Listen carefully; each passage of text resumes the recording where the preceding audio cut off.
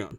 You're gonna bitch out, Tim? Seriously? Yeah, Tim, you're making me nervous, man. Hey, hang on. The audio's working now, I think. I'm not nervous. I think the audio's working now. Can you guys hear us? Can you hear the words coming out of my mouth? Can you hear D-Batch clipping the fuck out of his mic? Can you dig it? Hang on, I think we got audio now. Sucker! D. He's on some fucking shit tonight, bro. Yeah, I know. Damn. I'm already tasting the juicy tears. All right. All right. PS5, no sound. Finally, We're back. We hear it. We're back. Okay, sorry. Discord. Yes, they can hear us. OBS decided to take all my sound settings and disable them. So again, guys, thanks for rocking out with us. As I was saying, welcome to RDX Podcast, Real Deal Xbox Podcast. Phenomenal guests, phenomenal panel. We're talking Series X specs revealed. Finally, we'll go into depth on those. We'll go in depth on PlayStation 5 reveal event information. A new studio that Microsoft kind of let slip, or rather leaked, that they are upping their count there, as well as much more. Hopefully the audio is holding up, guys. Again, help us get out there a little bit. Hit that like button, share it out for us. We do appreciate it. And you know what? Shout out to the guys that maybe you're not an Xbox fan, but you actually want to get an actual opinion on what our actual opinions are. Thanks for watching. Love us or hate us, we do appreciate it. But again, I want to do some intros. We'll do some shout outs, and we'll get into all of the latest and greatest, starting with D-Batch. And by the way, Colt and Fonz aren't here. I did mention that before. You couldn't hear me. Colt and Fonz are not here today. They'll be back next week. Shout out to those guys. Some of my best buddies in the world. Hey, D-Batch, brother, what's been going on? This should be a great show. Oh, I'm so excited for the news. You know, in all honesty, with everything that's going on right now in the world, it was getting a little bit grim there. And then Monday rolled around and Microsoft dropped that huge bomb on us. And then this morning we woke up to know that Sony's going to announce the PlayStation 5 specifications tomorrow.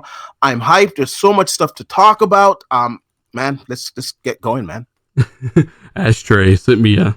Hey, Ashtray, you're in this notification. You're in this gameplay, by the way. I sent you an invite. He said, "Fuck off! I'm not talking to you." Yeah, D, you're right. There's so much stuff going on, and I cannot wait to really get into it as I stall and switch tabs. Hey, Griggity, Dirt Griggity to be exact. Thanks for joining us, brother. Oh, thank you for the invite, man. I've yet to get an invite to your show, but I hope to be cool enough one day. Trust me, man. You don't want to come to this dog shit show.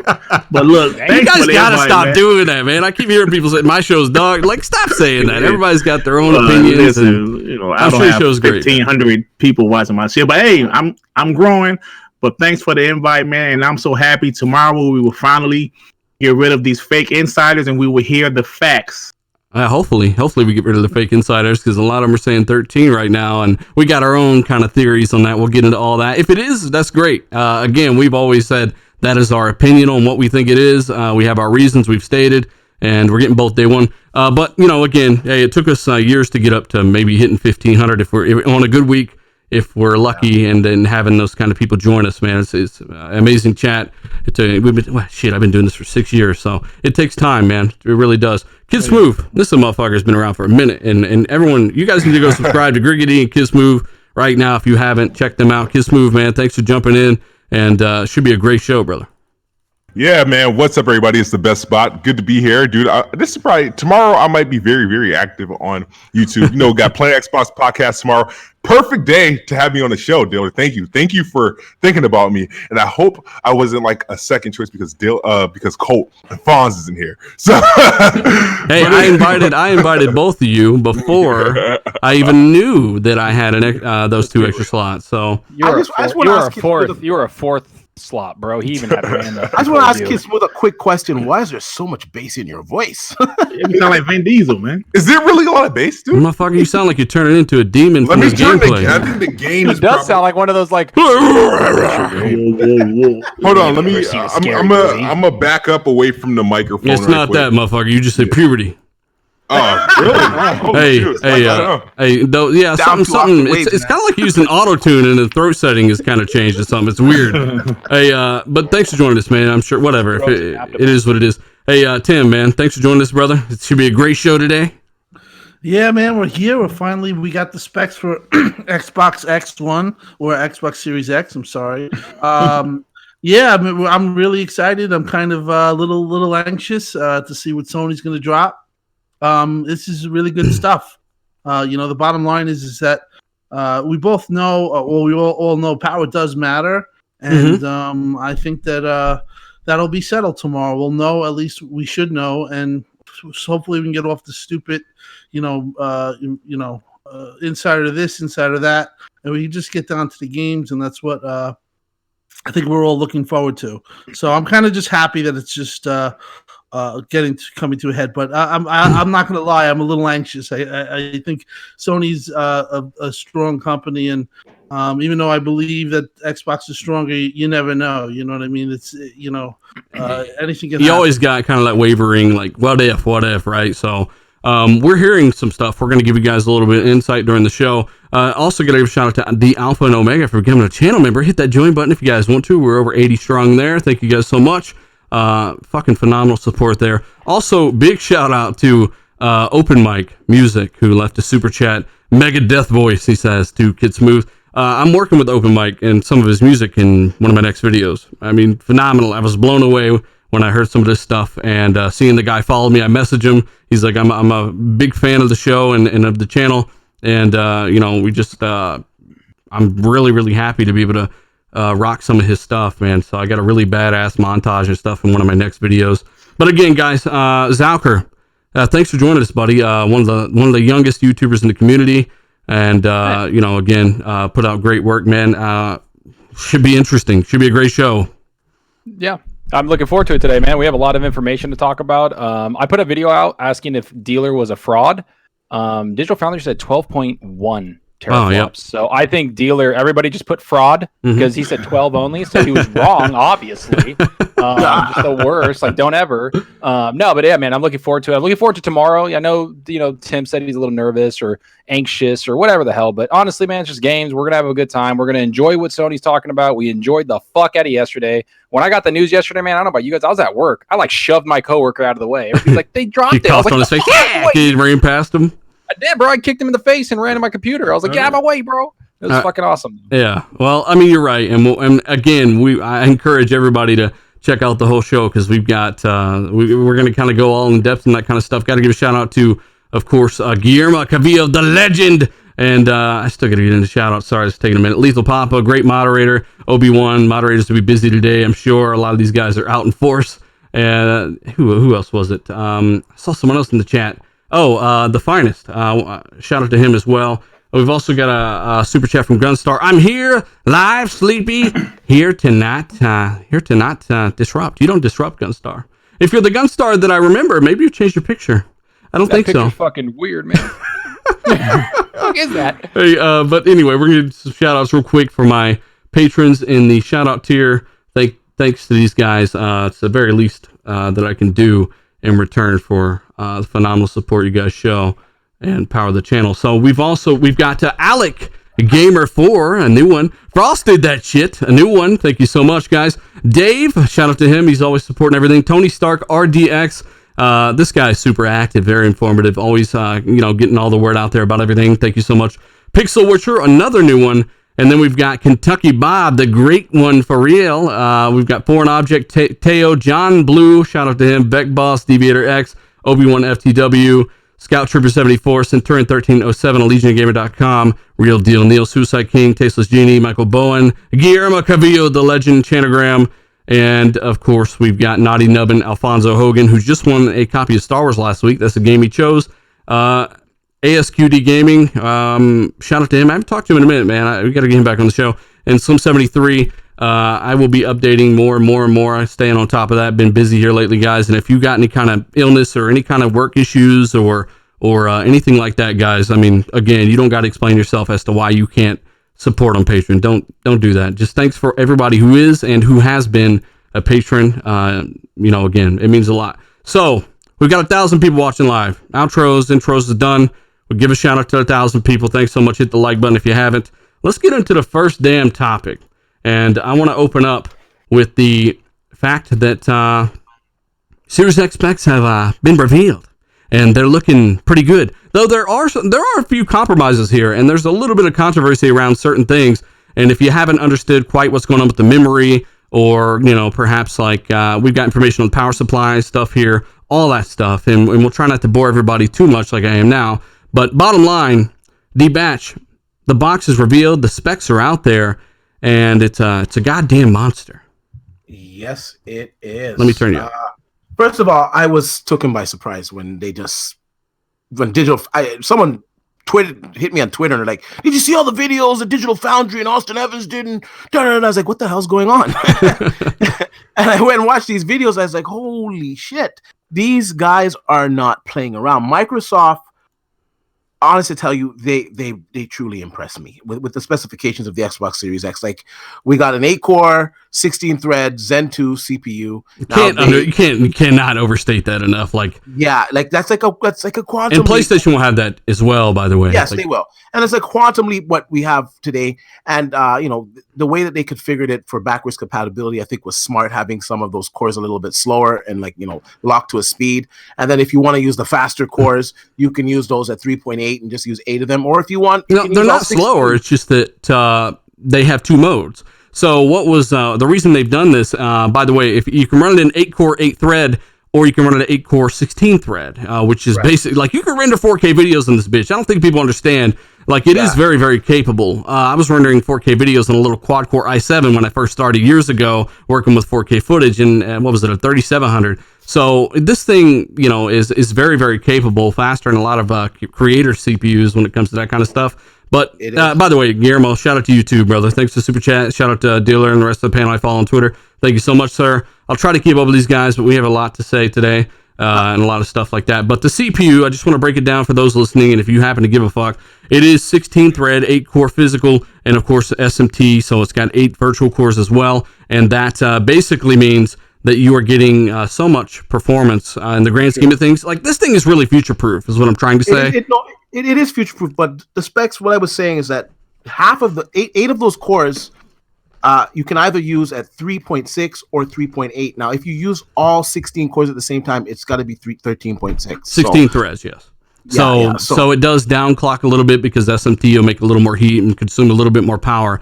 But also the reason they said they're doing this is because a lot of developers are coding for basically 7 cores. Right now, most games on console use 7 cores, the one of them being used for OS and background. They say that most developers will probably choose to use the 8-core without SMT at a little higher frequency at launch. Correct. So their mapping of how they program games will kind of flop over onto Series X a lot easier. And when games start to utilize 16 threads, more threads, then that capability is there, and they can even leverage that at launch if they want. So that is true, but they are in 2 different clusters though. They're actually 2. All of this in 2 stuff is in cluster based now, right? So they're 2 clusters. But I just found it interesting that half of it was clocked at 3.6 and the other half at 3.8, and developers can do what they want with the power. I think some developers will just go for the faster CPU utilization of 8 cores, because 8 cores in a game is a lot. Honest to tell you, like, a lot of games don't come anywhere near to pegging all 16 cores right now in the PC market. So this console is just fucking capable, and it's got some stuff on there that we don't even have on PC. Like the auto switching from the 5 games, the auto HDR that's going to be done through Microsoft's machine learning. Like this so system, developers don't have to code for HDR anymore, or what? No, like well, I think it more pertains to like the old games that don't have it in it. I think developers will still use HDR on the current games, but you can go back into your back catalog and apply HDR to those games, and it will look how it should actually look. I think that's a pretty amazing feat. Really cool. Yeah, all the stuff that they have on the hardware for decompressing of the data. It's just the system really blew me away. And the bottom line is that this system, I can say in all honesty, it blows my high-end rig that I have now away apart.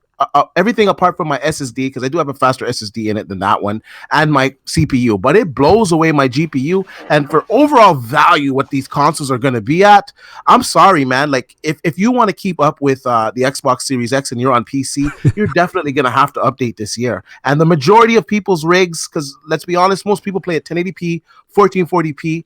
It's just astounding for me to say this, but the Xbox Series X will be better than the majority of PC owners' rigs, and that's just crazy. Easily. Can I just by the way, let me read this and I'll throw it to you, Zucker. I don't want this guy's money to go to waste.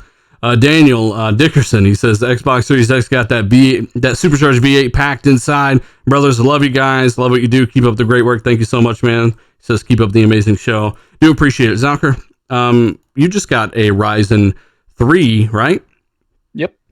Yeah, so what I was going to say, because you guys went off on some tech talk right there. For the layman terms, people, this shit fire. All right, this shit's gonna be good. That's all we got to say. It's gonna be future proof. We're okay. It's gonna last you a little while. That's what we got to say. You know, these guys went off, and it's awesome to hear that. But just for layman terms, it's gonna fucking kick ass. This thing is very capable. And I have a question for Dealer and D-Batch actually. Do you guys see, like, with the power that they have and the thing how future proof this is? Do you see a mid-generation refresh like we did this gen? No, coming up. No, not for at least 4 years. It's capable enough, man. I think they've done that is essentially the mid-gen refresh, but now, honestly, that's kind of how Phil actually talked about this and said that there's really no need for one now. Whereas with the original Xbox One, you know, you had 1.3 teraflops in that thing, and it was on a much less efficient architecture. And, you know, it is what it is. It was a great system, especially for the money now. But, you know, back in the day, there was no way that they were not focusing on performance like they are now. And quite frankly, AMD were not in the spot they are now, where they have this technology they can leverage at launch. And again, you know, we're hoping this thing's $500. We were told that they're not going to mess up on price. But when it comes down to it, CPU-wise, 8-core, 16-thread mode, running at a lower frequency for power and heat. And then when it's just 8-core, which they're doing for compatibility, and maybe developers want a little higher frequency, maybe they're going to only use 7 cores, then they can do that and get a slightly higher frequency as well. Tim Dog, and so I know we got some guests and stuff, and I want to hear from all of you guys, but let me get to Tim here. Because Tim was a major reason and a major factor helping to verify that 12 teraflops from multiple people and sources. You know, they do confirm 12.1. We were told that the target was 12. They've exceeded that at 1825 megahertz on the GPU at RDNA 2.0. Yeah, I think it was amazing how they hit it, and kudos to them. I believe they started in 2017 with the plan. As far as from what I've heard through some channels, you know, they set out to do this. If you read all the Digital Foundry stuff, some of it wasn't easy to do, especially with the memory. They had to figure out kind of solutions to kind of balance the system and the power and the speed. So they came up with some solutions there, which I'm sure Dealer will go into. But overall, listen, the bottom line is if I look at this system, I'm going to say it's a 10 of a 10. No matter what Sony does, to be honest. To me, this is a 10 of a 10. I'm very happy with the specs. This is a Thanks, Mikey Barra. Thank you, Mikey Barra. He's largely responsible for this thing being this powerful. Yes, and he was, he was through the forefront to pushing this and getting it all right. He was definitely a big player. But overall, I just think that they nailed it, and I'm very happy with what they put out, because you look at what they pushed in 2013. While at the time I was excited, I would have preferred obviously a more powerful console, but the way they went about this console, I think really is a testament to the fans, like the hardcores that are on here and the people that are listening, the fans overall. We told Xbox, none of this not low powered shit, and they obviously listened with Xbox One X, and then they took it to another level. And the stuff that they put in, if we told you this 6 months ago, you would have laughed us off. You would have been the exact specs, yeah, because it's that good. I mean, and some of the stuff that we're gonna get is gonna be amazing, and just very happy with the overall rollout and everything, and just a happy fan. I know Fonz put out a tweet about people, kind of keeping their expectations in check, and I know that when we had told, behind the scenes, we were telling, hey, we're here in 12 T-flops, this and that. This is what it means. We know we can do those calculations based on RDNA 1 today, and that's not even factoring in the advancements to RDNA 2, that it will be at least as quick as a 2080. It will rival that in a 2080 Super and rival 2080 Ti. It doesn't mean it'll beat it, but it'll be in the same realm on certain games. And, again, the expectations, I would say, are pretty in check. It just is legitimately that quick. We don't think that 4K 60 Ultra on every game at all. Not at all. Not native 4K. There's definitely going to be a ton of upscaling techniques and stuff like that will play a key role. Ghost Dog says when Microsoft showed off 12 teraflops, their slogan should be "We flopping, dog." Yeah, I mean they definitely got plenty of flops. Hector in the super chat says Microsoft is a software company, Sony's a hardware company. Now we get the best of both worlds. Please give me a better GUI. Maybe UI means graphics user interface. Yeah. He's talking about GUIs, like the stuff that you see in front. And there you go. See, Zalker's more of a software guy. Yep. So I would have just said UI. That's actually something I wanted to hold on. I'm trying to bring up the link. My shit crashed. Thanks, Chrome. You piece of shit. Chrome's been so slow lately. Dude, yeah, it's fucking up, man. Just I wanted to talk about the Xbox velocity architecture. Did you guys talked about that yet? Yeah, go ahead and talk about it. Yeah, so like that thing is like what they were talking about. Like it's something that's new that they brought to the software side. Like they're talking about how it's like going to help load things faster, and that they said the CPU was like the brain, the GPU was the heart, but this is like the soul of the machine. Mm-hmm. That's Microsoft's like words. the nervous system. Yeah, it's like exactly. So like I think this is like pretty fucking cool. I think this is really going to help a lot of developers. Like we were talking about, like we have a buddy on here that keeps saying about like big open worlds. We love him, but he talks about how it's not going to hit 60. Like this is good. Like they're talking about basically this is like big open worlds like Assassin's Creed Odyssey, Red Dead Redemption 2 are going to be redefined. Like these are going to defy expectations of what we see in big open worlds. And it's something that everybody on this podcast, and we've said in our videos, that we haven't seen shit of open worlds, people. Like this technology that they're putting in is going to help those talented developers make it even more immersive world for you. I mean, like, you can expect big open world games at double the. I mean, like we've talked about a million times, you would see it more on the X now, but the CPU is holding that GPU back from pumping out more frames. So, I mean, really, even without all that, the CPU, GPU's there, the RAM's there. We'll get into more detail there. Adam O'Patentry says he's not Scottish, but next gen will be good for gamers as 2001 was, yes, with the original Xbox. Microsoft took like $100 hit on that thing, by the way, or at least when they dropped the price. We're all going to get amazing games. This is true. We've all said this. And tech, ponies or bots. Yeah, I mean, you're right, man. Again, we get a kind of a bad rap from the radicals that don't watch the show. The radical Sony dudes who don't watch the show, they listen to a pack of crackheads talk about things that we never said on the show. But honestly, we're really excited for both, and we're getting them both day one.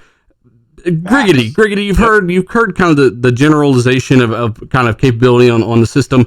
Did this kind of catch you off guard? Were you kind of did you have faith in what you were hearing, or are you surprised?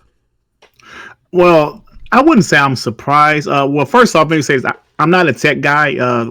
Like I listen to you guys' channels for the tech news that I need, so I'm not the tech guy. But I will say I wasn't really surprised. I was just more excited about the news, the information that Xbox just keep on dropping out of nowhere on Monday mornings. You know, it's just, oh man, another. So I mean, Phil said he wanted to be more bold, and to see the specs of this thing. Not that I know what everything he's talking about, but I understand what Dealer says, what Coach says, and Zalka, all you guys, and I'm excited about the future of Xbox. If they're determined to make a console this powerful for us, because they know what we went through last generation,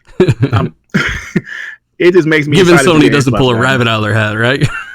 Yeah, we'll see we'll see tomorrow, right? We'll talk more about that here in a little bit. I have to say this, yeah, like a lot of I wasn't here for like the whole horse shit from the past years. Like I was lucky, I guess I dodged that fucking bullet. But I had to say that Xbox, I've said this in my videos, Xbox has two customers, us and the developers. The developers are what matter. Like this is like a lot of this stuff for the developers, people. You got to understand that they're trying to make it as easy as possible for these people to make their game. And that's what they're doing. Like, that's why Phil Spencer's flying to Japan.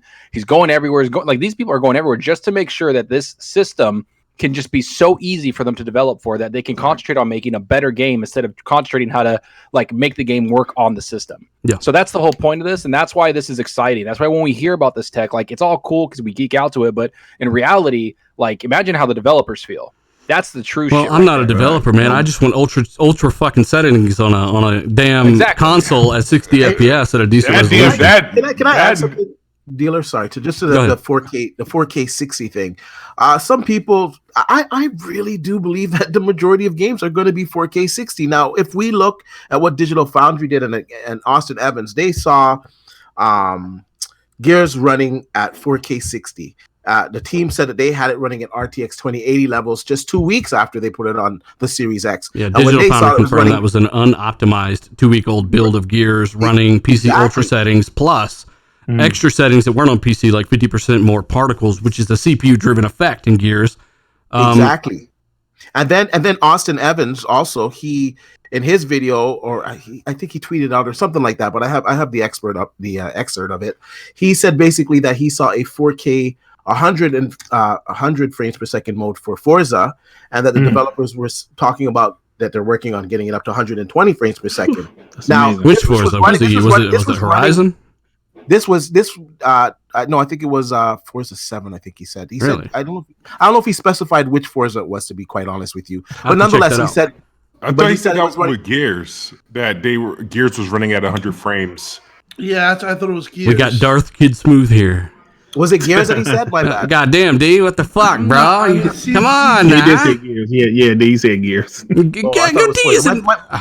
bad. It was a lot of information that came up, but nonetheless, if running at ultra settings at 4K 100, like I'm being honest with you guys, a 2080 Ti doesn't fucking do that. Well, I mean, at the end of the day, though, I know that the box is capable. Somebody's got a rock concert going on. I know the box is capable. I do not give the developers as big a benefit of the doubt as I used to in regards to interpolation, checkerboarding, reprojection. We don't know exactly what was going on some of these things, but we do know that they did show the benchmark. They confirmed that it's already running with 2080, and that means you can compare it with basically 2080 almost across the board, I would imagine. And we've seen teams get more out of the box than others. So, it looks great, Griggity. I get what you're saying. Just know that it's definitely far more capability in 2020 than the Xbox One X was in 2017. And we all were blown away and kind of reinvigorated by the visuals of that box. So, I got to give a shout out to almost 1,500 people watching this live already, guys. If you haven't already hit that like button, share us out. Thanks so much for what you guys do. Griggity, do you have something you want to cap it off with? No, like you just mentioned something about the Xbox One X, and I was just recently playing Assassin's Creed Odyssey, the Fate of Atlantis DLC.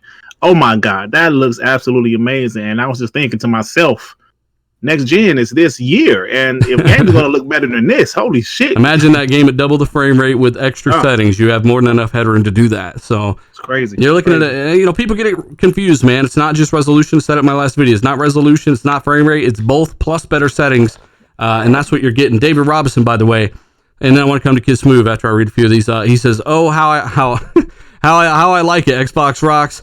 Never fall back again. Phil is the man." Phil definitely wanted some performance there. Shout out to all the members of RDX. Thank you so much, David. You're the man. We've also got one from Gadget Goblin. I think it's the first time I'm seeing this.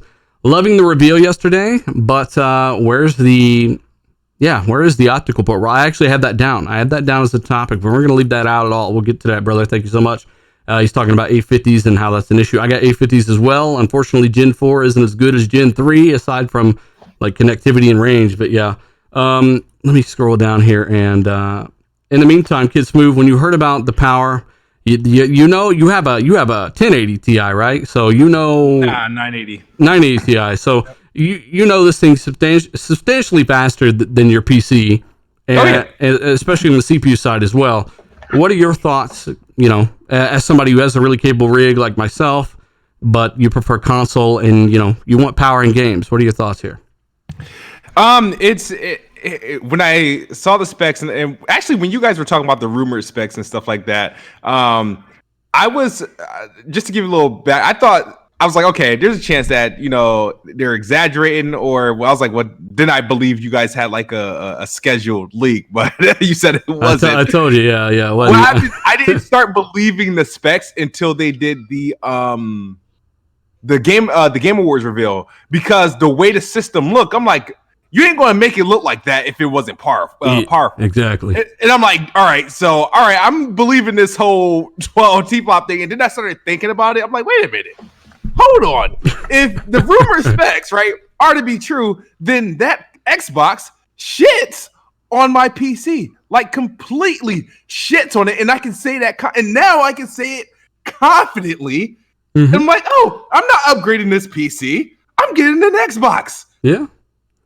And I'll tell you exactly. And I'm sorry, even though I'm happy that Xbox is going this route, but these unscheduled announcements is fucking me up because it's taking place when I'm at work. And I went to work early, right? I went to work early to try to be, productive, right? I get an alert from Digital Foundry and I see like a thumbnail and then I seen another one. I'm like, oh shit. So I ran out of the office and I wasted the hour that I went to go work to use. And then like I come strolling back in and I'm like, well, damn. So I get back into work and then I'm scrolling. I'm looking at Twitter. I'm seeing everybody's like reactions and then Austin Evans and stuff. And like now I'm like, I can't work. So I didn't really start working until about like 11 o'clock. I'm like, you know what? They recorded these videos like a week ago. That's why. You remember when I put out that damn tweet and had fucking 20 articles written on me? I told you guys these motherfuckers will write articles on anything. 2 weeks. Yeah. So I mean, we knew that Digital Foundry were out at Redmond. We just didn't know exactly why, and I think there's more coming. I think they're gonna kind of leak this stuff out and let it come out over time. But yeah, schedulely. By the way, real quick, and I want to send it to Tim Clutchman. He talks about games being held back on Series X. Again, I mentioned this in one of my next videos I'm already in the middle of, but it's just not the case, guys. Gameplay design, as Digital Foundry covered in their second video about this, many people focused on a tweet instead of the two big videos they had on this. Gameplay design can be held back, and meaning if you got a Horizon Zero Dawn, they wanted to add flight, but the CPU and the hard drive wasn't quick enough. That's gameplay design, where they had to limit the gameplay mechanics. That stuff can be held back.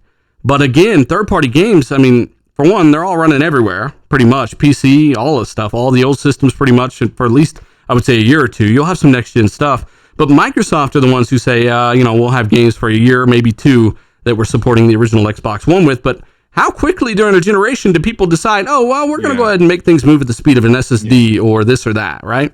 Yeah, I mean... You know what kind of threw that whole, the game's going to be held back, like, out of the way for me, is when they showed off the expendable storage that only Xbox games made for Xbox Series X, because you can't use your current hard drives to store those games. I was like, all right, if that's the case, then I don't see what they're holding back. If you can't even use your Xbox One designed hard drive, it's just weird, man. X for Series X games. I'm like, so that means for them, because the games are designed around the SSD. I was like, no, unfortunately, you have to use the. Yeah. It's like I know people are trying to spin it like, oh, this is bad. They gotta spend extra money. You can't use your old hard drive. I'm like, bro. I was like, I'm not a fan of it either. I'll just, I'm not a fan, but at the end of the day, I'm not mad because at this point, it's like, you know what?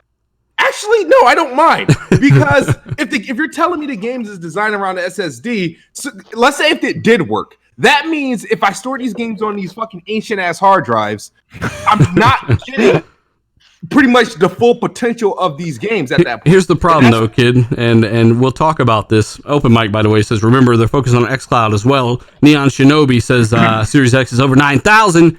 Again, here's the problem with the proprietary storage, and it's not that it lowers my hype for the system, not at all, but I'm not going to lie to you guys and say I'm a fan of proprietary storage of any kind. It's never done anything great for the industry, in my opinion. It's only raised prices and reduced competition. Seagate are also so far the only confirmed partner for the drives, which I don't like Seagate. I think the drives are trash, so hopefully they come a far way there. But I just want to say that while you're playing Assassin's Creed, and so far that we know, you need to play games that are enhanced for Series X, because you're getting patches and they should be pretty much free. We know that. Games that are enhanced for Series X that we know of, you have to have your games installed on the 1 terabyte internal or the expandable memory that you put in the back, which, by the way, I talked about in my last video. I took an L on that. I didn't expect that because I didn't want to see it. I do not like proprietary storage.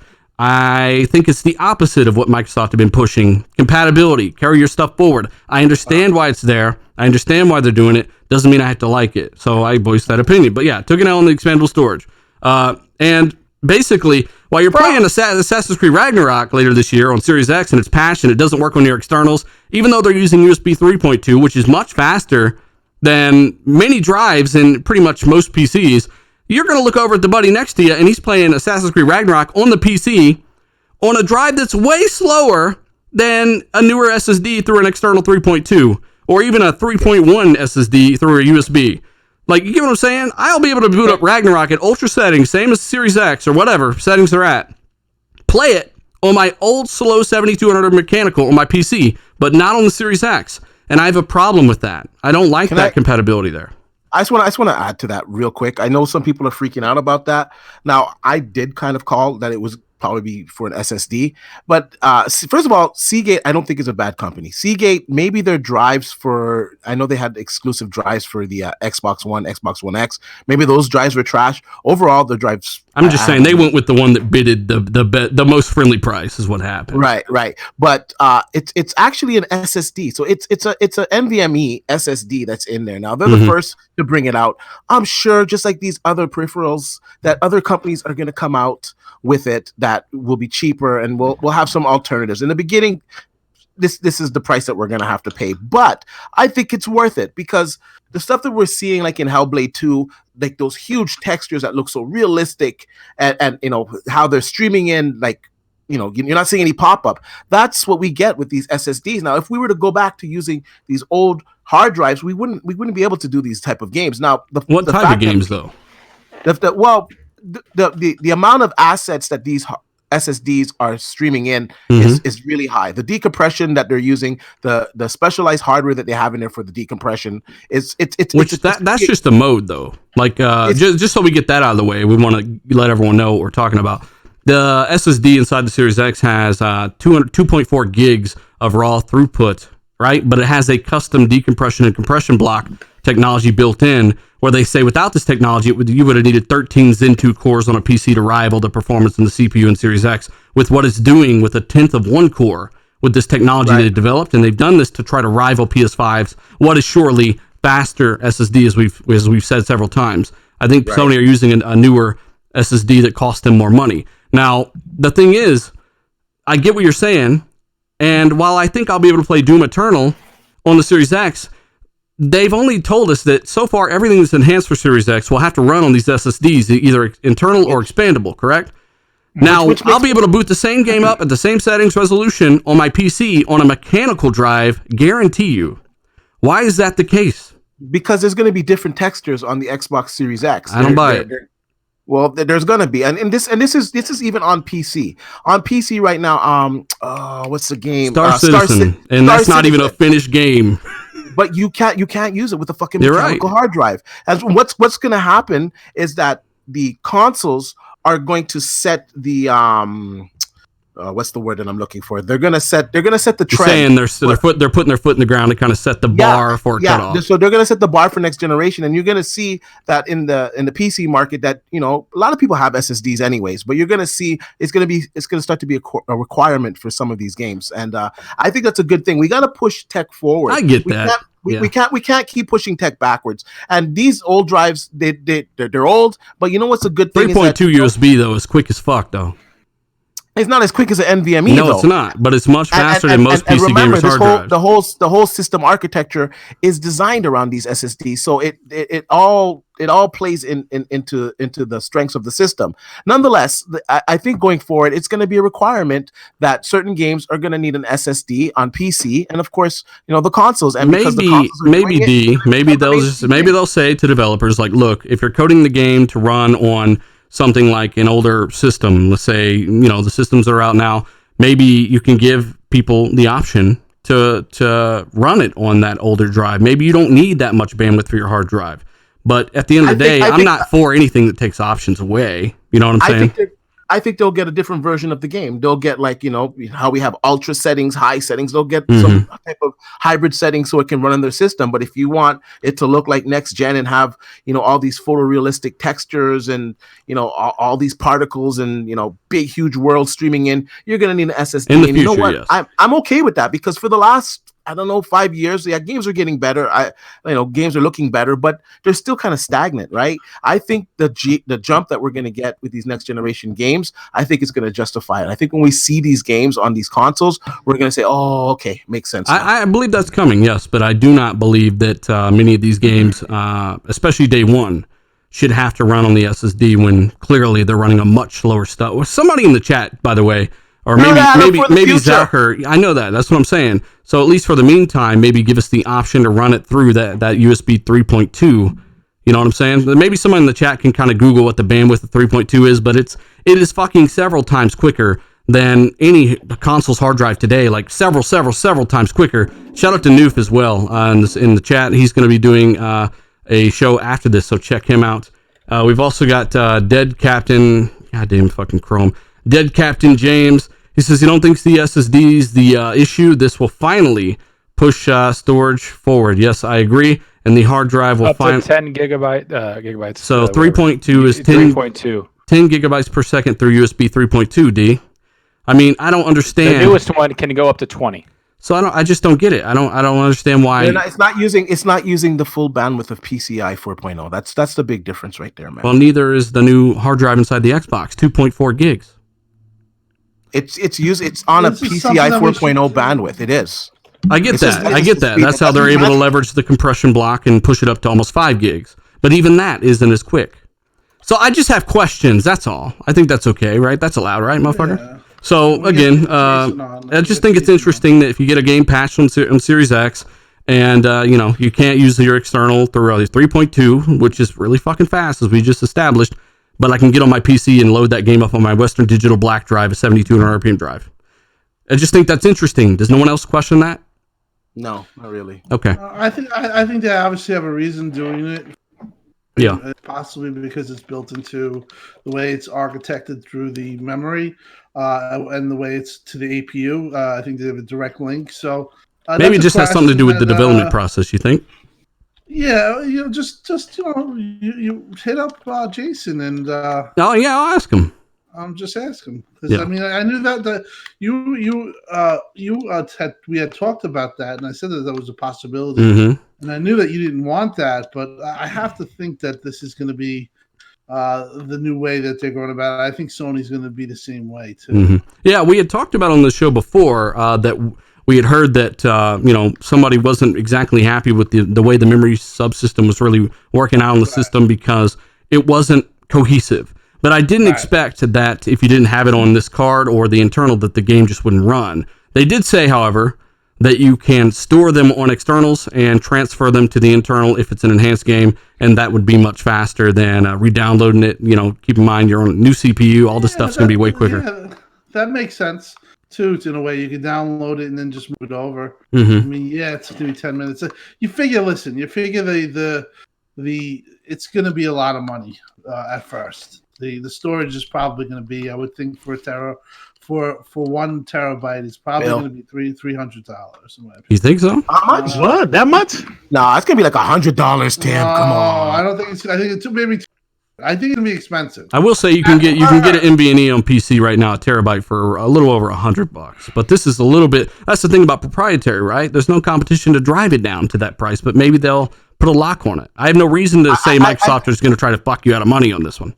I would think that Microsoft, partnering up with Seagate, they would have something in place where we're going to buy this many from you. It's going to be a big thing, and give it to us at this cost. And I think the consumer is going to get the benefit of it. I don't think they really need to make a lot of money on this. I think it's going to be anywhere from $80 to $100. I don't think they're going to. That'd be kind of stupid if it's $300 is not going to happen. I don't know. Yeah. I mean, listen, that's a wrong. I remember Brad Sams had his video, and I think he showed a couple of the chips that he thought that they were, and they were like $300. So that's why I said $300. Well, by that logic, though, we can't really, because then the Series X is fucking $1,200, right? So I mean, well, we're not gonna. It's obviously gonna have, you're gonna have a terabit to start with. What I'm talking about when you expand it, let's say it's 120. Let's just say that number is also gonna increase though over time. I mean, that number will decrease over time. So the first year I expect it to be kind of I wouldn't say cost prohibitive, but I think it might be close to that. I think, and like I said, I think that Sony's going to have the same deal. But that's just my personal opinion. I hope I'm wrong. But I do think that over time, it's going to become a lot more affordable. Andrew had a good point. Andrew Reeves in the chat, he says fade is the main issue, and that was an issue with an engineer that we kind of talked to, And basically, that's why Microsoft had to develop a next generation SSD, is what they're calling it. We know that the NAND flash has gotten far better when it comes to fade, especially in the bigger capacity. So, hopefully you're right, man. That was kind of an issue going into development on the console, apparently. And yeah, I mean, I guess we'll see where that's at. But the storage is very interesting. Like I said, 2.4 gigs of raw throughput, or almost 5 with the decompression and compression block. It'll be interesting to see the compromise there. I mean, do you think they're going to maybe just half resolution, or how do you think they're going to... Obviously, there is a benefit to not compressing it, or it wouldn't be an option. Yeah. What do you think the trade-off is? In terms of game performance or visuals? I think things will just stream in a lot faster with the compressed stuff. I think visually, I think it's going to be the same, because I was reading up a lot on the Microsoft machine learning, their AI, and like they're taking like really muddy, shitty textures and making them look like pristine. Yeah. So I really think Microsoft's machine learning is going to play a big part in that. I don't think we have the full picture, although we have the full specs. I don't think we have the full picture of the console's capabilities yet. I think that's going to get explained in the date. But I think obviously there's going to be a benefit to that, obviously. Yeah. There's got to be some compromise. But that's cool that they're trying to use, and I've said this on Twitter. The magic is in integration of the hardware with the software, is what I was told, and a lot of that's starting to make a lot more sense. They're trying to get around these traditional thresholds by developing these technologies like this. So it's very interesting. But yeah, that's the hard drive you'll be dealing with, 1 terabyte at launch. And recommend you keep your externals, use those for every other game. You can still play older Xbox One, Xbox One X games on those, but the newer stuff apparently will have to be on the internal or the expandable cartridge through the special port, which does have full bandwidth. RAM, they do have 16 gigabytes kids move of GDDR6, but something I didn't have time to really look into yesterday, because I was in the middle of making one video and had to fucking do another one, was the fact that 6 gigs of that is running at a slower speed. I think it's 330 something gigabytes per second for that 6 gig, and for the rest, for the 10, it's almost 600 gigs at 560. Would they combine that? Would they combine that at all if they're using both of those for a game, or how would that work? I mean, I feel like that's kind of that's definitely different. They split it, but it's still unified. Like, because it says 16 gigs, right? So what is the total like speed at that point? And remember, it's like 13. What isn't it? 13 reserved for games, or 13.5 reserved for games? 13.5. Yeah. But 3.5 of that is the slower memory, and they say that's for CPU related and like audio related tasks. Apparently, that stuff doesn't need quite as quick a memory, and that is a compromise, in my opinion. It's not like the X, where all 12 gigs of GDDR5 is running at the same speed. They've done what they've had to do to keep the price maybe a little tiny bit lower, which shows you they are targeting. They're not completely just saying, fuck it is what it is. I think they really are trying to target a price here, and I think RAM does tell a little bit of that story. Did they even detail the virtual memory stuff yet and really go into detail on that at all? No, not really. They did talk about a little bit in the write-up. They talked about the GDR6 memory, that they have some type of error-free GDR6, some type of software that they're implementing onto it. So they did talk about that. I think they wrote it in the article. I actually read some of it. A lot of stuff. I didn't with the streaming of the assets in the CPU, right? Yeah, they had some type of overview, but like I said, I didn't understand a little bit of it. So I'll have to look into that. But I mean, that's supposed to be additive to system RAM as well. They're going to keep some textures in some of the RAM, and then reserve one of the CPUs to like compute all of that stuff and stream it through. I really got to dig into it. It's a lot of information. That's probably why you do have to use the internal or the expandable cartridge instead of using that 3.2 port, because they do say that, virtual memory is the reason they're doing the virtual memory thing is because RAM is one of the few things they can't do a generational leap on. It's too expensive, right? And there's not enough of it right now, especially. So they are implementing virtual RAM, just like I think Sony will do a version of. Sony actually have 500 mega flexible RAM, same thing pretty much, on PS4 Pro. So Xbox are looking to do a pretty big chunk of that for their SSD, and they probably incorporated that into development, right? So that's probably why they're like, if you make games for it, you're going to have access to that virtual memory, and that means it has to run on that SSD. Maybe that's why, right? So we'll understand more as time comes, but the RAM is interesting. 16 gigs of GDDR6. They say 10 of that's high performance or more game oriented. OS takes up 2.5 gigs, and they want the rest of that to be CPU related stuff, audio related stuff, and the slower RAM. And it'll be interesting to see where kind of Sony come out on there. But that is definitely a slight compromise. I don't think it'll affect much at all, especially by the time you consider the virtual pool.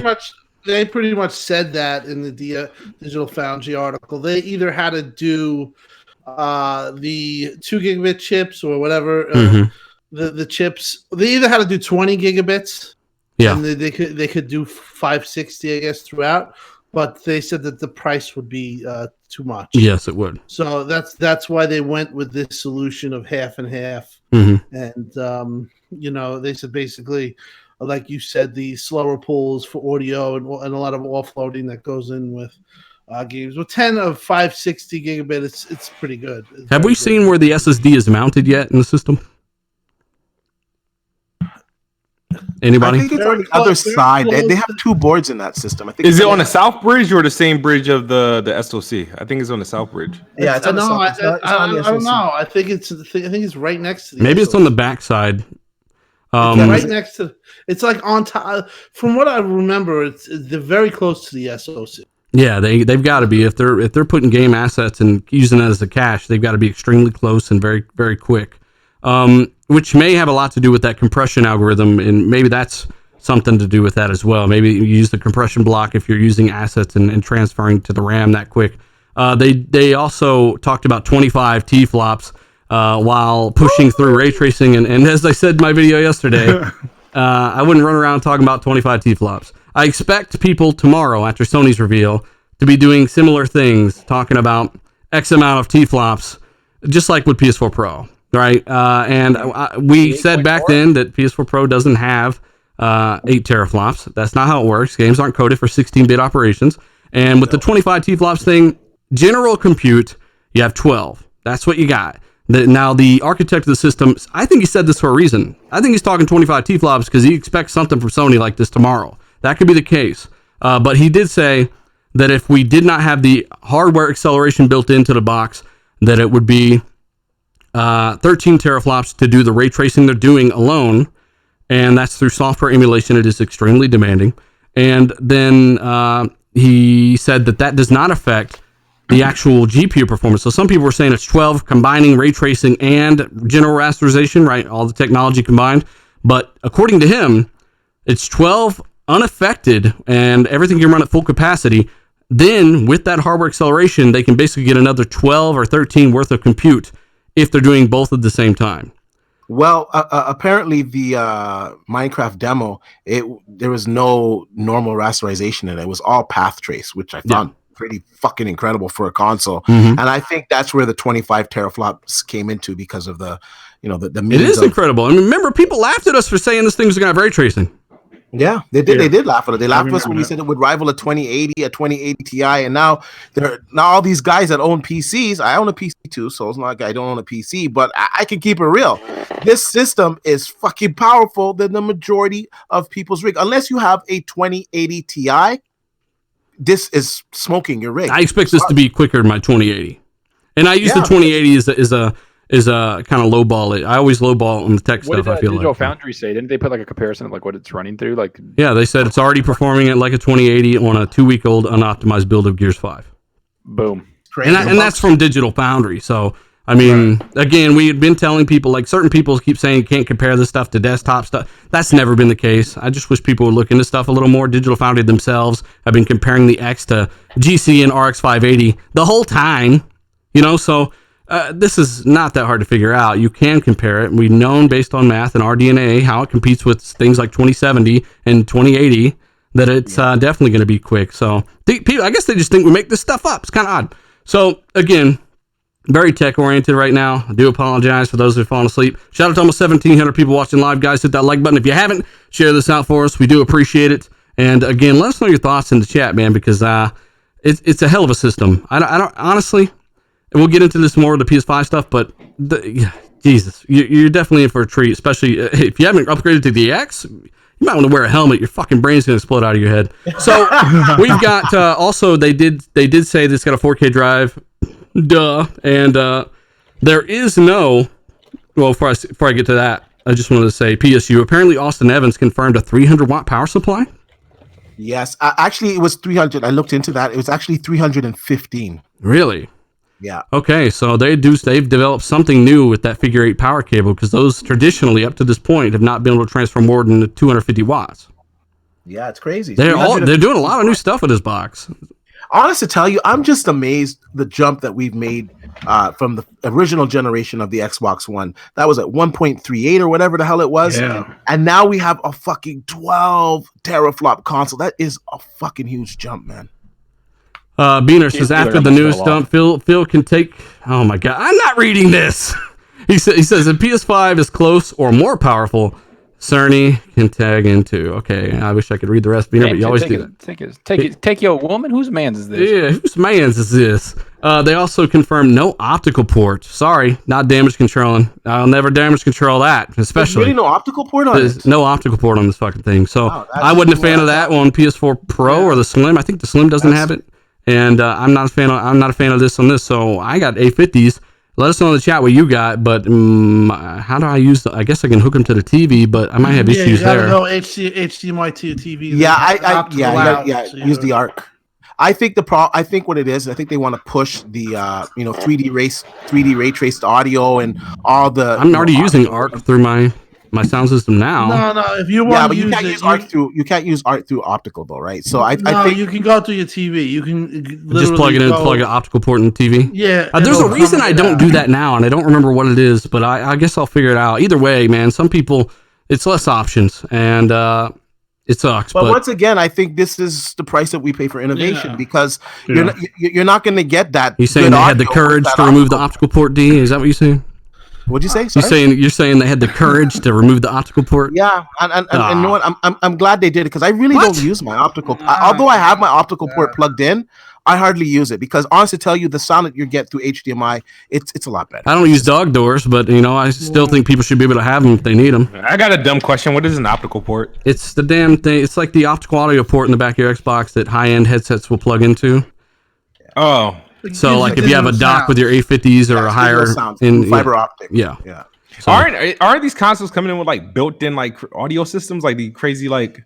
It's just it's all HDMI it's a port. It's an I/O port for how you connect to like a $high headset to your Xbox, and it's not there like PlayStation now, or at least the current PlayStation. So, well, I think honestly, I'm not a fan of it, but I do think that it indicates one thing that, along with the RAM, that they have a certain price point that they want to hit.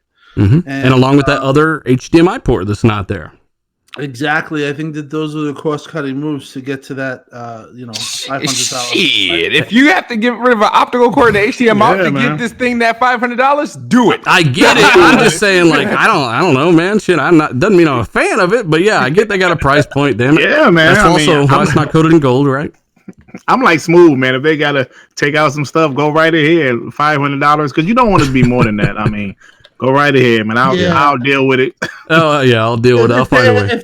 If they were 600, I mean, I remember a dealer, and I'm like, I think it's gonna be 600. And he was like, Tim, if it's 600, it's dead. Same with Rand, and I was of the thought that it was gonna be 600 because I kind of knew that they were going for a high performance, most powerful console, or at least that was their plan from 2017.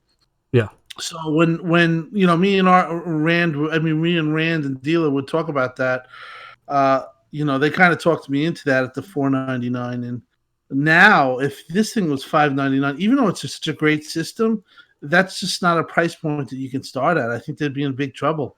Yeah, but on the other hand, they're freeing up their games to be played pretty much everywhere, which means they really have less incentive to really push out hardware and take a loss or really sell it for less than they need to. You can play it on a phone, a PC, whatever. If they get this at $499, that's impressive. Hey, by the way, I wanted to say this while I remembered. Bill Stillwell, the lead of xCloud, at least as of right now, he keeps teasing to me some kind of announcement that's coming out with him. I don't know if it's good or bad, honestly. It's kind of getting both vibes here. But he is coming on the show on the 7th of April. So the director of xCloud, the main guy, he will be on RDX on the 7th, and we'll have him on. And if you guys got questions or anything, maybe leave them after the fact, and we can kind of maybe throw some his way. But either way, whether he's still doing xCloud or he's moved on to something else, He's still got a ton of insight into what they've done. I don't know for sure what he's doing, but we'll know by then, he said. And hopefully that'll be a fun show. I think so. But either way, let me get back to the damn spot I was Topics? at. Yeah, topics. God damn. So they haven't compromised on CPU. They even gave you basically what is hyper-threading from AMD, meaning that each core kind of functions and multitasks. It kind of acts like two, and you get a very similar scaling on that. Yeah, GPU, the 25 teraflops from Microsoft, don't really buy that. Don't tout that. I think Sony will try to tout that tomorrow. Something combining ray tracing or GCN with Navi, something that they'll probably do that with. That's probably why Microsoft did it, but I'm not running with 25 T-flops. It's 12. It's a very capable rig system. Be happy with what you got. RAM compromised a tiny bit, but obviously they have virtual pools and stuff like that, and then we'll see how that turns out. SSD, we've talked about that. Optical port, no window port, 4K Blu-ray drive, PSU, 315 watt, 300 watt. The controller, Tim Dog, I don't know, man. It's time. I'm one of those is like, I have no problem with the internal battery in my PS4 controller. And I don't think Microsoft have to do it like Sony did. I think the Elite controller is proof of that. 40-hour battery. Maybe half that even is impressive. AA batteries coming back for Series X, Tim Dog. All right. Zachary. No, sorry. Hang on, Tim's back. Oh, No, my audio, just the whole thing. Just what was the AA question? batteries back for the Series X. Oh, I don't have a problem with that. To be honest, I find it more convenient than because my DS4 would die and I would have a lot of times have to charge it. So for me, And that's what I was saying. They don't have to do it like Sony. Like the Elite controller is proof of that 40-hour battery. You know, Right. they could even half that and it'd be pretty good. Personally, I have no qualms with that. I actually prefer it. I love envelopes. If you have them, they're very good. But just to the fact that if you're in a rush or something goes wrong, if you have a dead thing, I hate that. I have to charge it. And sometimes it's the only controller. Or just if I can just find two AA batteries and throw it in, it's a win for me. See, So people think we're I like, prefer that. it's really not as bad as it sounds because people think we're all like scrounging around for batteries, but most of us have, like, that opens it up to third party, right? So you just energize their charge pack, boom, You it's always just like have a your PS4 TV controller. remote too. In the worst case. yeah. I don't know, man. I find it kind of odd. They did confirm that I got a controller, the camo one, that's got the textures on the trigger. So the next gen controller has that by default, and it's kind of got some Elite style kind of essence to the grip of it. Zalker, did you hear anything else about this controller? Share button? The share button, no, not the share button, but I heard like they really changed like the latency, right? That's what they talked about a lot with that, is that it's going to be way more precise. And they brought up specifically like competitive gamers and multiplayer, like harder games, like specific games, like, call it like a Dark Souls or, games that actually require you to have like precise with your controller with your gameplay. That's what I like. I liked hearing that. I read like all about that. I really enjoy that. I to me, Xbox has the best controller. And it's like they could have just come to this next generation and kind of brought the same shit, and that would have been cool. But they did more. They brought more precision. They like helped with the latency. Like, to me, like, just like if you're not impressed with like the level of detail, like I feel like they've thought about everything, right? And like the chargeable thing, like I don't want like an internal battery. I have personal problems with my PlayStation 4 battery. That shit died quick. Like it, like I like because you're playing a game and like 3 hours go by and you're just like, oh fuck, and it's like blinking at me. It's like, help, bitch. So I'm like, all right, well, I got to charge you. So I like that you could just plug it in and just keep going. So that's me. Yeah. Everyone's got their own opinion, man. Like I said, motherfuckers like ketchup. Some don't. That's okay. It ain't a big deal. Who the fuck doesn't like ketchup? I don't know, man. But we got to give a shout out to almost 1,800 people watching live, guys. Hit that like button if you haven't. Share it out. Help us out a little bit. We've got more topics coming, believe it or not. Griggity, Kid Smooth. Let me get Smooth. He's been a little silent, and then Griggity will come to you. But the controller is something, no tech or not, care about tech or not, something you have thousands of hours with. What are you hoping for, and what do you know of it so far?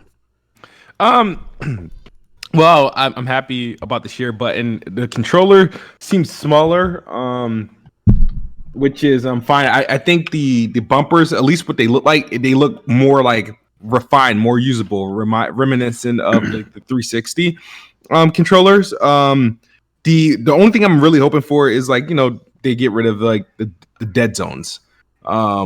That would be obviously like the biggest improvement. I think that was like really the biggest beef between with the Xbox One controller. In terms of that, I mean, I was hoping honestly it wouldn't be. I'm glad it's USB-C, but I was hoping it like since they did like the Elite Series 2, you would think that they wouldn't do AA batteries. Maybe that'll be an option, like or a version coming. It is USB-C, by the way. Yeah, it is USB-C, which is dope. So I still may get like the Elite Series 2. I kind of just delayed that purchase until the Series X came out. That means fast charging for those that are wondering. USB-C. So if you got a battery pack in there that supports charging through the cable, should charge pretty quick. By the way, real quick, I want to come back to you, but I just want to say this real quick while I remember. TD tell him says love the stream, been a fan of the channel for the past 6 months, man. Do appreciate it, man. Thanks for rocking out with us. Like everyone else in the chat, let us know your thoughts as we continue. Say what? Can I let me jump in for a second? Do we still can't share like screenshots on Twitter, all right, from our Xbox? You can share screenshots on Twitter, can't you? Can you, like the PS4 share? Can you do that? Like I don't know if like if you it's just the extra step in between you can do it. You can share and stuff, but it has to upload to like I think Xbox Live first. Yeah, no, fuck that. Fix that bitch, and then that share button's gonna be hell. Does it have to? I mean, I can share clips that kind of. I think I can share clips without them uploading. Maybe not. I don't know. I might be frauded, but yeah, I don't know. Like I'm just saying. I know that. Like, it was Xbox, like bitch. It'll kill you. Yeah. So that's about it. Yeah. Griggity controller. I mean, does it have a? Did you see a 3.5 millimeter headphone jack on it, Griggity? It did notice. I did notice it. It does have one. Okay. It did. They I watched Austin Evans' video and he kind of like showed literally the controller like messed with it, turned it around and all that stuff, and it showed the bottom. It has the same input as the current Xbox One controller. It has a little plug-in at the bottom, and then it has the headphone jack next to it. See, well, me personally, I absolutely love the Xbox controller. So, like to see they didn't physically change it that much, just, like maybe made it a little smaller. That's fine, because I'm a big fan of the controller. So, like from what I've seen, I love it. I was really hoping they put a share button on there because that was something I love about the DualShock 4. So, I'm just happy to see that they're keeping it the same. Don't change it too much. That's it for me. I mean, because what we've seen is what we've seen. We didn't see, like we obviously haven't held it yet in our hands. But from what I've seen, I'm happy with it. Well, I mean, the controller's pretty damn good now. The latency's being toned down, which is great. I don't know. I feel like it's going to be very, very easy to jump into. Share buttons, cool. I'm glad it's not up near the left. Like that's the problem with the PS4 share button is so close to the touchpad. But I'm sure Sony will improve on that. D-pad looks drastically improved. Yeah, that is something else that I really like the look of the D-pad. Yeah, definitely. Yeah, it's looking good all around. Anybody else got anything to say about the controller at all? They are kind of they did say you can update older controllers as well at the record for Series X and take advantage of the new low latency of the controller response, stuff like that. Oh, I didn't know that. That's fucking sick. Yeah, so you can actually update. I'm just glad they kept the option to have batteries in there because I like my Elite. My Elite lasts a long time, but I still like the fact that you can have rechargeable batteries or a battery pack or whatever in there, because once that battery loses its charge, then you gotta fucking throw that controller out eventually, right? So I think it's a good option, and those charge and play packs, they last pretty fucking long anyways. Longer than they do. They last longer than any PlayStation controller I've ever had. So I don't know why people are complaining about it. Yeah, I don't think it's really worth complaining about. I don't mind the option though. I kind of do like having it in my PS4. It's kind of different, but yeah, I mean, I don't know anybody who's had the batteries just die. Maybe somebody hasn't since launch, but battery technology's gotten better too. So I don't know. Either way, pretty cool. The control looks good. It's slightly smaller. It's got some refinements. It can't get too much better than it already did. It's not like we're coming from the fucking Duke, right? So it's getting better and better. Lower latency. As we said before, Digital Foundry confirmed the 2080 performance already on a 2-week-old unoptimized build of Gears 5 running PC Ultra settings, 4K 60, with even more particles than the PC version on Ultra. I expect that to be patched in at some point. More. Yeah, 50% more. And I'm trying to look through the topics here, but they are releasing that patch for free at launch, of course, with ray traced global illumination, which is pretty cool. That's not hardware accelerated. I really want them to let us know if they can leverage hardware acceleration, the hardware there. if they're not using RT, maybe I think they mentioned something they can accelerate AI or put the AI on it or something like that. But I would just love hardware accelerated physics, man. Like that's the coolest shit about PC I've ever seen is PhysX, and I want to get as close to that as possible on console. Yeah. Can I just say something real quick, because this is what the crowd wants. Tim, are you there? Yeah, I'm here. How are you not yelling right now with 1800 plus? Wow. What the hell's wrong with you, bro? My wife's in the other room recovering. Oh damn! I don't want to hear live. I'll yell for Tim. I'll yell for Tim. Yeah. There we go. I wanted to hear live, man. Damn, Tim. Little passive, a Canadian yell. I like it. All right, let's Hey, we've also got we have so much cool stuff to talk about today, at least to me anyway. oh yeah, dude. We've got Xbox Lockhart. Like I was saying earlier in the show, a lot of these guys really will write pretty much about anything. I tweeted about Lockhart and how I was hearing you would hear about it soon, and by soon that could mean, who knows, like a month, who knows, right? So there's no real time lapse on that, and that's intentionally said so because we knew Digital Foundry were kind of out at Redmond doing something. We didn't know exactly what they were doing. We knew it was a possibility, like with Xbox One X, they would do this kind of thing like they did. But we also had heard some stuff about Lockhart, definitely real. Again, I'm going to put out a tweet. I need names of everyone who said Lockhart's not real. I'm going to definitely do that when it comes. I'm not going to do that, but still, like, it's kind of crazy. Like, people say we're making Lockhart up and stuff. It's like, you guys understand that they're already doing this shit today with the S and the X. They're just launching at the same damn time. Like, I don't feel like it's that hard to understand, but Digital Foundry slipped and did say Series X on accident during their video, which I'm surprised they left in there. And I think they went over, and I was thinking before that they were going over both of them at the same time in some capacity. Maybe they'll release the other video later, but maybe next Monday. maybe. So be prepared. But to add to that, remember the leaks with Lockhart and Anaconda, correct? Mm-hmm. The Xbox Series X has an Anaconda on the motherboard. Those leaks were accurate. Yeah, there are definitely two SKUs. One of them called Lockhart, and one of them called Anaconda. As you know, we never said Lockhart was going away. We were confident it was still always a thing. And we expect all this stuff to kind of line up in time. Just wanted to throw that out there real quick. PS5 deep dive with Mark Cerny, very smart guy. And again, the 8.4 teraflops. Little fanboys ran with that largely. It's not his fault, really. He said theoretically with FP16 they could hit 8.4 teraflops, and people just kind of misquoted him and stuff. But again, Cerny's a fucking genius guy. Give him props. The guy did a lot of good work with the PS4. And Zachary was talking about development for Xbox Series X earlier, and how developers would be happy because it's easy to develop for, etc. Cerny was speaking about that as well. That he said there's got to be a way that we can make games easier to make. And Jim Ryan had commented on this as well, saying that the PS5 is incredibly easy to work with. I expect it to be a very, very malleable, easy to work with system. They are doing a deep dive PS5 architecture reveal with Mark Cerny tomorrow. D-Batch, you did a video on this. What are your initial thoughts? I think Microsoft forced Sony's hand. I think Sony is now at the point where they have to say something because Microsoft is just gaining so much mind share. And let's just be honest, Sony fans are clamoring for information on the PlayStation 5. So I think it's good timing, especially with everything going on in the world. Everybody's at home. Everyone's glued to their computers. And like I said, gamers have been waiting for this announcement. Now, I don't know exactly what they're going to announce tomorrow.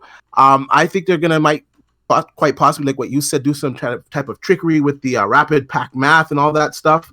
But based on what I've seen so far, I just believe that the PlayStation 5 is going to be weaker than the Xbox Series X, at least in the GPU department. I think the CPU, and I think the ray tracing capabilities, and their version of variable rate shading, I think all those things will be comparable. But I think that their GPU is just going to be slightly behind, and I base it off of the GitHub leak. That GitHub leak was an official document from AMD. AMD is not in the business of just testing stuff to test it. And from those documents, we saw that the PlayStation 5 was 36 CUs. And from those same documents, we got the Xbox Series X specifications. Well, some of that stuff wasn't correct on those specifications, though. Well, no, it was correct because they were testing the whole entire chip. They were testing it. But the thing was, though, is it said 12.19 teraflops. They were testing all 56 compute units. It would have been more than that. Exactly. But that's what they do. They do I don't know all the testings that they do in the lab, but they test the full chip, and then of course they usually disable 2 to 4 for redundancy. Well, it was a 1700 megahertz, so I mean it was pretty damn close at 56, not 52. But it was pretty much the same specifications, and when they cut it down to 52 CUs, they upped the clocks a bit, and they got even higher than 12 teraflops. So it was essentially the same thing. It's still the full card. It was confirmed by Digital Foundry that the full chip is 56 CUs. So it was accurate. They just cut it down for redundancy, and they raised the clocks to, have the same teraflop performance. So based on that, if it was right about the Xbox Series X, I don't see how it's going to be wrong about the PlayStation 5 unless they really do have some PlayStation 5 Pro, and we just didn't see those in that leak. But that 36 CU is an actual PlayStation product. That's what I was saying on the GitHub leak, and that's why these idiots that are clipping the first minute of my video where I'm doing the article hook, right? Like, stay tuned, we got some information. These guys didn't even watch the video where I'm saying I believe these to be accurate, at least for the Xbox side of things, right? We don't know. Right. We didn't know if the X or Y or Z was 2.0 or hybrid or this or that. Had no fucking clue. All we could go off of was what we believe and what Digital Foundry believe to be very accurate AMD drivers, and people don't even watch Digital Foundry's video. They don't even know that that's what they think. So if we're wrong, we're wrong. I'm going to say that first and foremost. If Xbox Series X is less powerful, and I'm talking about general rasterization, not doing what Xbox did yesterday, the thing I shot down, the 25 T-flops, if Sony come out and say, look, we're not combining RT this or GCN plus the new stuff for compatibility. This is, Navi. This is what we have. This is what we're running at. This is what it equals. And they're faster than Xbox. Then, I'll be the first one to take the L. I've been very, very confident that they will not be faster. So I've even said it like I think it's a fact. That's how confident I am. But if I'm not right, and many of us in the chat are not right, the only thing we can do is say, hey, I take the L on it. That's the only thing you can do. So, but the thing is, though, you get attacked by little fanboys that are sitting there on their tweet attacking Xbox, and they act like you're toxic because your opinion is that PS5 is around 9 teraflops. That blows my mind. They don't watch the videos. They don't hear us say both of them are going to be badass, getting both day one. It's fucking ridiculous. Listen, this is the reason why the 9.2 comes about. This is not something that we made up. This is something that Digital Foundry's talked about. Originally, when there was a tweet from a person from Japan, a girl named Kamachi, and she usually sure it's not just a picture of a girl. No, she usually breaks this stuff, and she talked about Gonzalo, which was it was an APU that broke, and Digital Foundry ran. They ran a piece on it and said this is probably this is most likely the PS5. It's driver information, right? Right, driver information. And then what happened is that there was a leak, a GitHub leak, where all the testing information or parts of the testing information came out, and it basically indicated what she was talking about, that same chip and Oberon, which is basically what they were testing.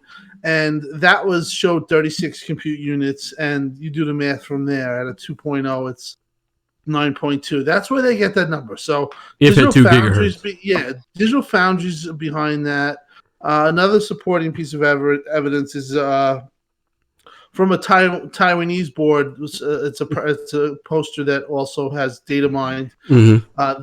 They said the chips were 350 millimeter for Xbox Arden, and then 300 for PlayStation 5, which was Oberon. Mm-hmm. Both were. I put this all on my Twitter. Yeah. What that tells you is that the chip is bigger. That means more CUs. It indicates more silicon. Right. It's more silicon. It indicates more power.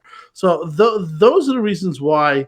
In addition to also having some contacts, and people that I think that they believe that they're Microsoft are confident they're faster, basically. Yeah, Microsoft. We've had documents that we never really showed that had Anaconda, the performance leader, and they showed Lockhart.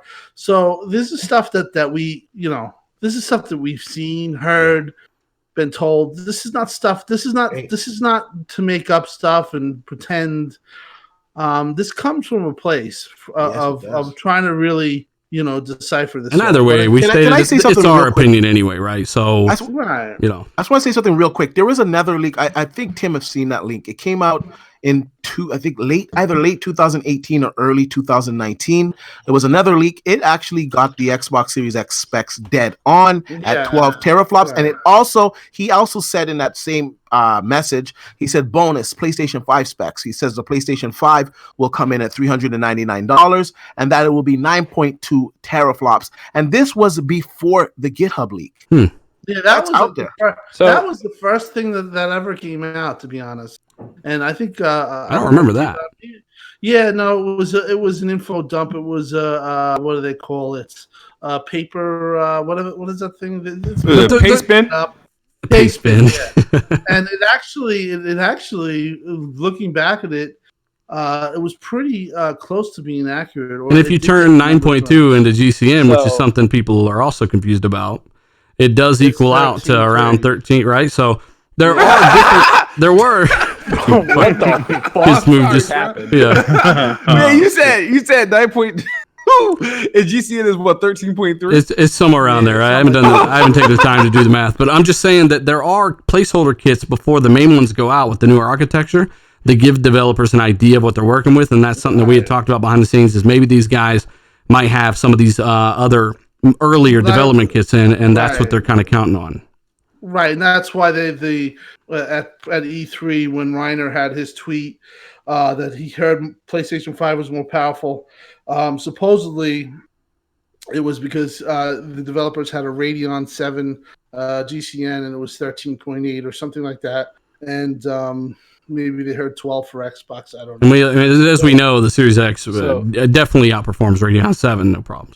So I want to talk some about GitHub. I've had this question come up a lot. What is GitHub and why does the leak matter?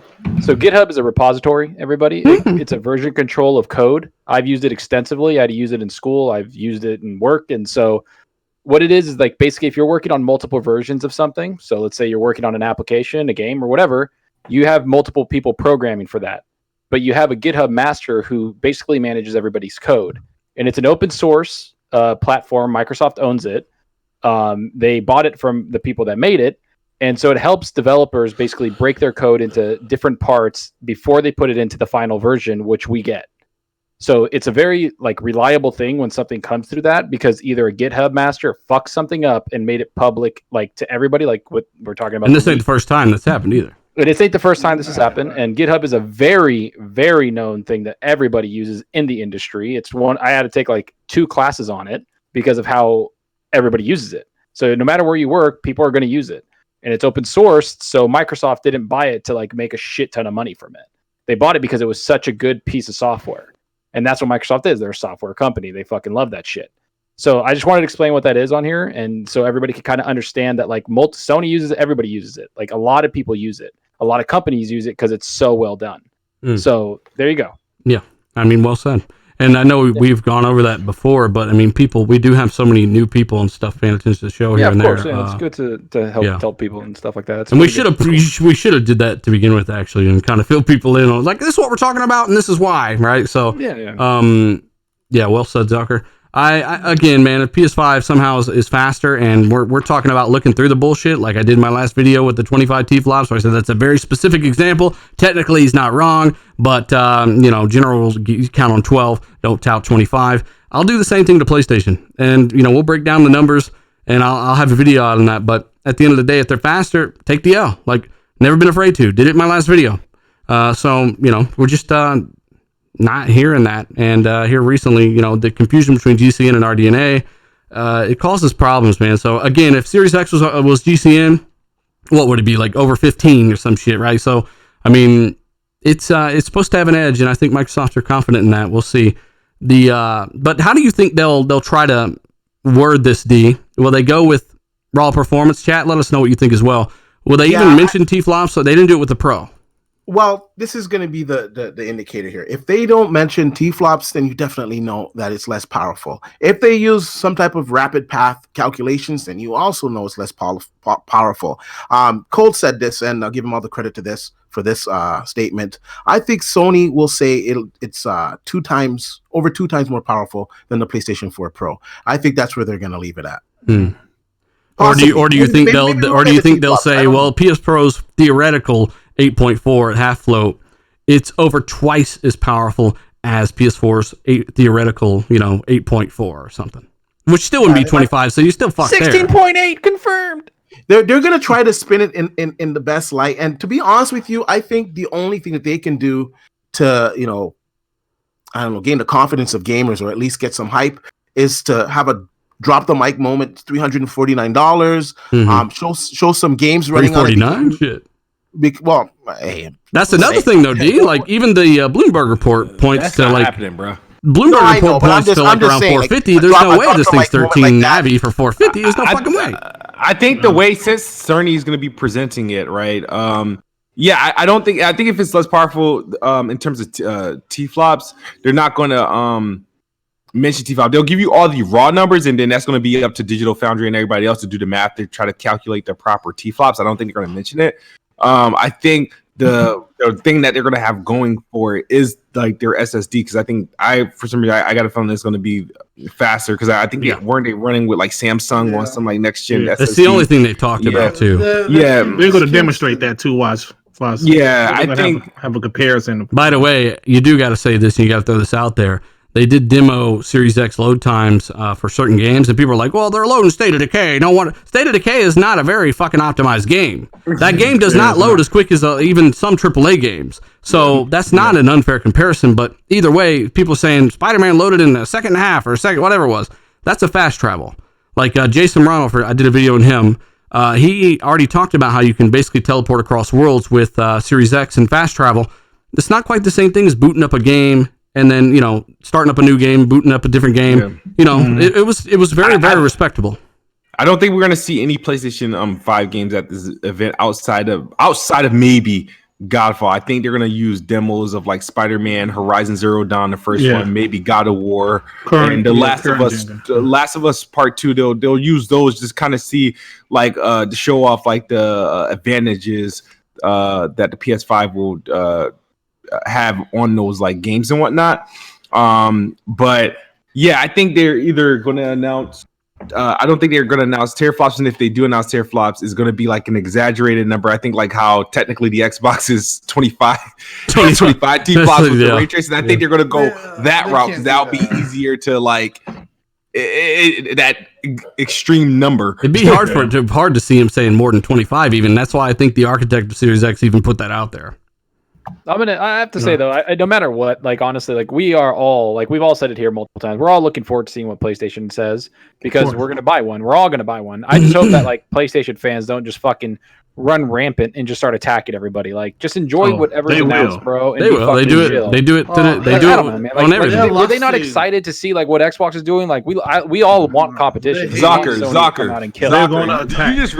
Dude, they're gonna come after us. You know why? They were complaining that in their tech breakdown they were showing off old games. They were mad that they were showing like that. I'm like, bro, this is not like that's exactly what they did with the Xbox. See now, motherfucker. Existing honestly, it'll be ugly if Sony is more powerful. It's going to get ugly. In my opinion. It might be unbearable if Sony is more powerful. It might be unbearable tomorrow. But like you guys said, I'm sorry, Grady, go and I'll say. Oh no, I was just about to say the same thing that you guys said about tomorrow. I think they're going to. If it's less powerful, they're not going to mention teraflops. They're going to talk about features, like they're going to talk about the SSD. Yeah. They're going to, It's all about. I don't know if you guys remember the PS4 Pro, conference. Mark Cerny broke down 4K. I don't know if you guys remember that. He broke down 4K and he broke down all the stuff that where they ran off PS4. The PS4 Pro reveal was like a waste of a lunch break. Oh, it was terrible. Hey, Assassin Lupa, by the way, Assassin Lupa, shout out to her. We were in a party not too long ago. She's going through Gears Ultimate right now, but she said, just stop with the negativity. I guess she's talking to the chat. We're all allowed an opinion, and that's the most important thing. Like, some of these guys are stuck in 2013, 2014, and wondering why nobody's watching the shit, too. It's because you haven't really, like, we all used to be a little wild. I admit it, right? I talked about things I've done and said on this fucking show. I've addressed everything. At the end of the day, you come forward in your thinking and maturity and how you look at gaming. You come to respect the things that Sony do well. You come to appreciate the things Microsoft do well, but you do have a preference, and that's okay. It's allowed, So well said, Lupa. We do. Hey, it's good to see you in the chat too. But I mean, Griggity, I mean, you said it well. it's definitely gonna be, no matter what. I get attacked for saying shit I never said because motherfuckers don't watch a whole video before they reach out, right? People probably think I'm touting 25 teraflops right now. I have no clue in my video that I shut it down. It's just how people are. I saw that. Yeah, I saw that. And those people, they come at, they can fuck off. I'll say it over and over. I don't care. Like, it's just how it is. Link me. Bitch face. So again, it's not that serious. These are consoles, and it's been 6 years since anybody on this channel. It's been years and years and years since anybody on this channel has pushed a fucking crazy, stupid narrative. So get over it. Come forward. You guys are naked on the side of the interstate. We're all over here. Guillermo, he said. Guillermo says he won't mention names, but we'll know one individual. We know one individual who bashes the Xbox now. I mean, there's plenty of people that bash the Xbox, man. It's I think Take a fucking number. It's a lot of them out there. yeah. And they bash Xbox guys just because they're Xbox guys. One of them, his name is Fonz. No, I'm joking. Fonz is in the damn chat and ain't even on the show, man. It's kind of fucked up. I know, man. Fonz knows I love him. I don't want to hear. But again, I mean, if they want to bash, they can do whatever they want. I don't care. I'll ask them if they watch or what's the last video you watched. He'll say, I don't watch. All right, then shut the fuck up. You don't know anything about what he's talking about, right? So again, it's just how it works. It's how I work. So again, Noof Nukem, shout out to you, buddy. Ashtray, Lupa. We've also got what is that? Itchy member. Okay, I'll take that. Quantum physics. We got you in the chat. Snake Eyes. Shout out to you, buddy. Secret Sauce, a Nightmare, Edge. I try to give more people shout outs to keep up with chat. Can't do it. We got almost 2,000 people. We're a couple of people away from 2,000 people in the show right now. So thanks for rocking out with us, guys. Hit that like button if you haven't. Share this out with a buddy or two, and check out some videos before you start accusing motherfuckers of saying shit. So let's get back to topics. Believe it or not, Tim, I want your take on this too, and we'll move on from this topic soon. But I do think Sony are great at marketing. How do you think they're gonna try to spin this if they do have less power? And will they spin it? I think they're going to focus on things that they do better than Xbox, which probably is the SSD. I think they're going to have certain things that Xbox doesn't. Maybe remember they had the share button. So I think they're going to have certain things that might be a little different architecture wise. And they might have certain type of technology that they're touting. Like games? Yeah, I think they got the games for sure. They'll show might say some fastest.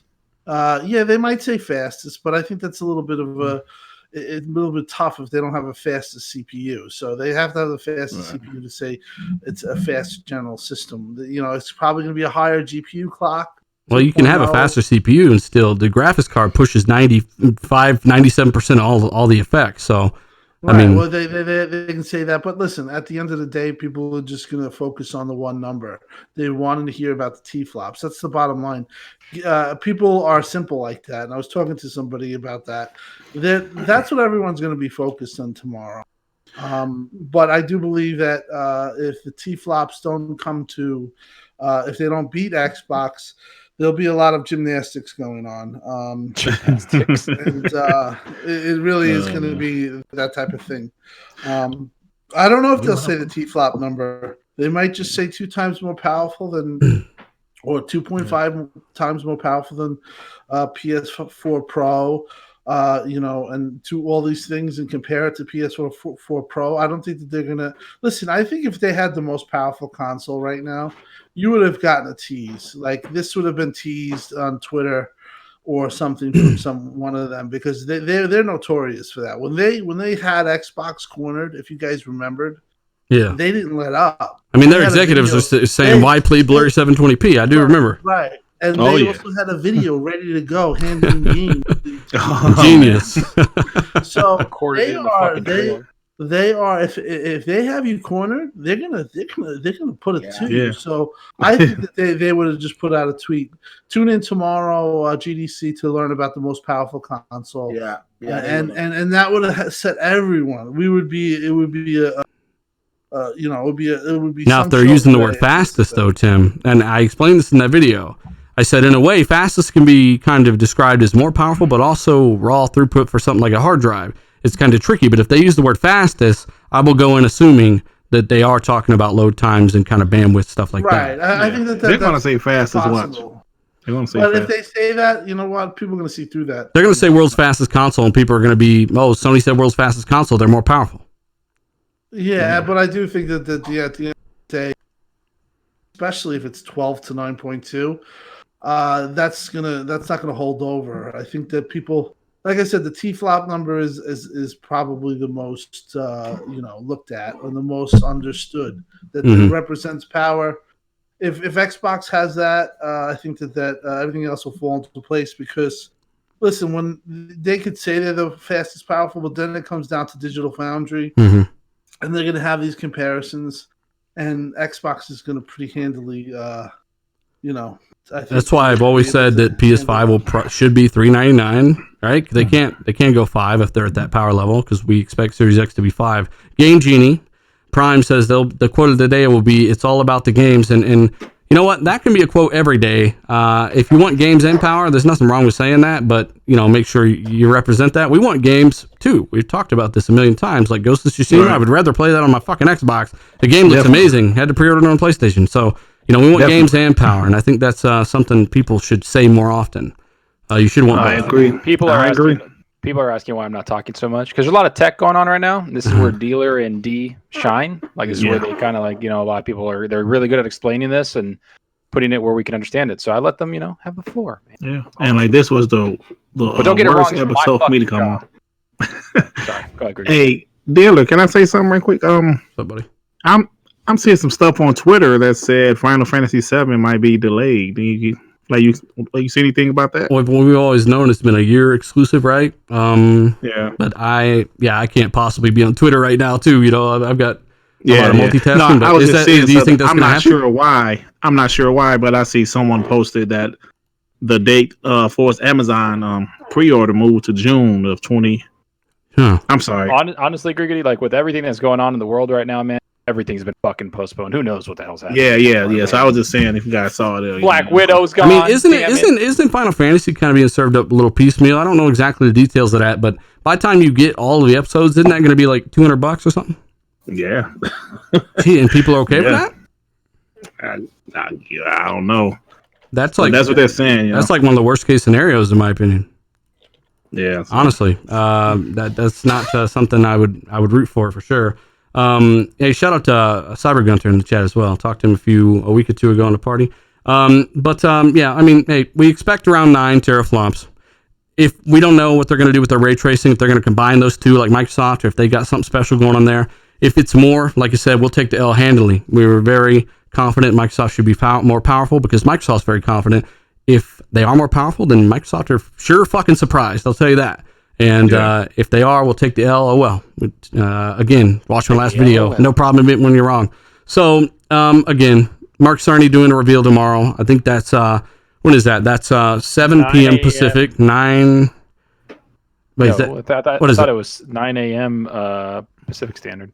Okay. Yeah, 12 East. 12 p.m. East. 12 Eastern and 11 Central. So for all my friends in the Midwest. I'm very, very excited to see what they're talking about there. Going to be very, very interesting to even see the model, to see it. We know it's running. Are we going to actually see it? Did they say that's the question? Are they going to show it? They really need to. So. Yeah. Microsoft have already, I'm surprised we don't have the damn thing, how much they've given us. Dude, by the way, in the Digital Foundry video, when they were like putting it together, the parts, it was like they're fucking playing Legos. They're just like Mega Bloks. Put it together. I was like, what the hell? I was like, that shit looked hella easy. I was talking. Oh, by the way, that they said that when they were putting those things together, that case had magnets in it for that demonstration. There were no screws for that reason. People were like, what the hell's going on? There's no screws. That's because for them, they put magnets in there and kind of let them play with it. But I made that joke during the video, Mega Bloks. I was supposed to have footage over that, but I guess I fucking rushed it a little bit and didn't have footage over that exact spot. But Adam Opentree says Xbox One X is $200. Oh, really? Jeez.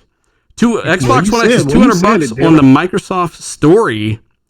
Oh, he put store. I'm guessing it's store via Wario 64. I don't know what that is. Just you said they're going to try.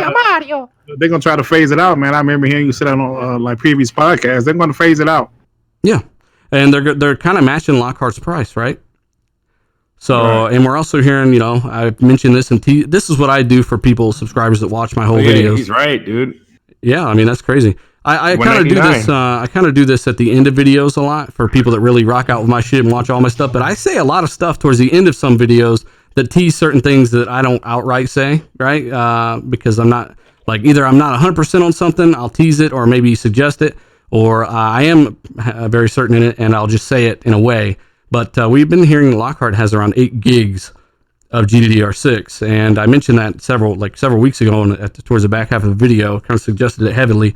We did hear that. I expect developers to kind of complain about Lockhart, but at the end of the day, it's the replacement for Xbox One S, and it's far more capable, and even more capable than the Xbox One X, and it doesn't necessarily need as much RAM, and this is a fact. It's not damage control. If you know anything about bandwidth, frame buffers, you know that this thing is targeted really towards 1080p 60, high settings, stuff like that on PC, and even 1440p on some games, and expect a lot of reprojection, upscaling. But you don't need quite as much RAM if you've got a lower resolution for the frame buffer there. So that's also in conjunction with Lockhart. If it does have the virtual memory pool as well, that will add to the 8 gigs. So you're not really limited to the 8 gigabytes. Just like Series X, you had the virtual pool there. So you're not limited by the physical RAM on the motherboard there. So maybe we'll hear more about that soon. Maybe it'll have more. Maybe that source was wrong.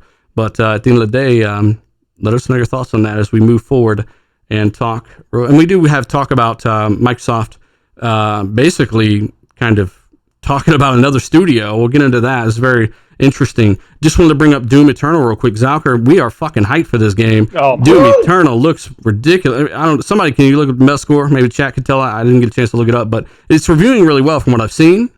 And it is Xbox One X enhanced. They did talk about how they're going to enhance it for Series X as well.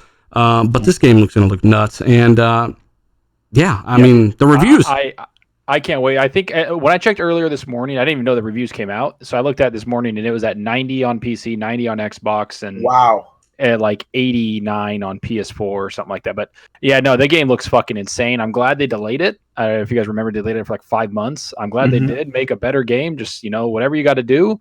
A lot of people have said it's like multiple reviewers have said it's probably the best first-person shooter they've ever played by far. Yeah. The campaign is 15 plus hours. Dude, the game looks fucking insane. I'm in like quarantine, by the way, because everybody's like in quarantine in the city. Like we're stuck for 3 weeks, like inside, and I'm just like, everybody's like, what am I gonna do? I'm like, bitch, I know what I'm gonna do. I'm gonna be playing some Doom all day, man. Like that's all I'm gonna be doing.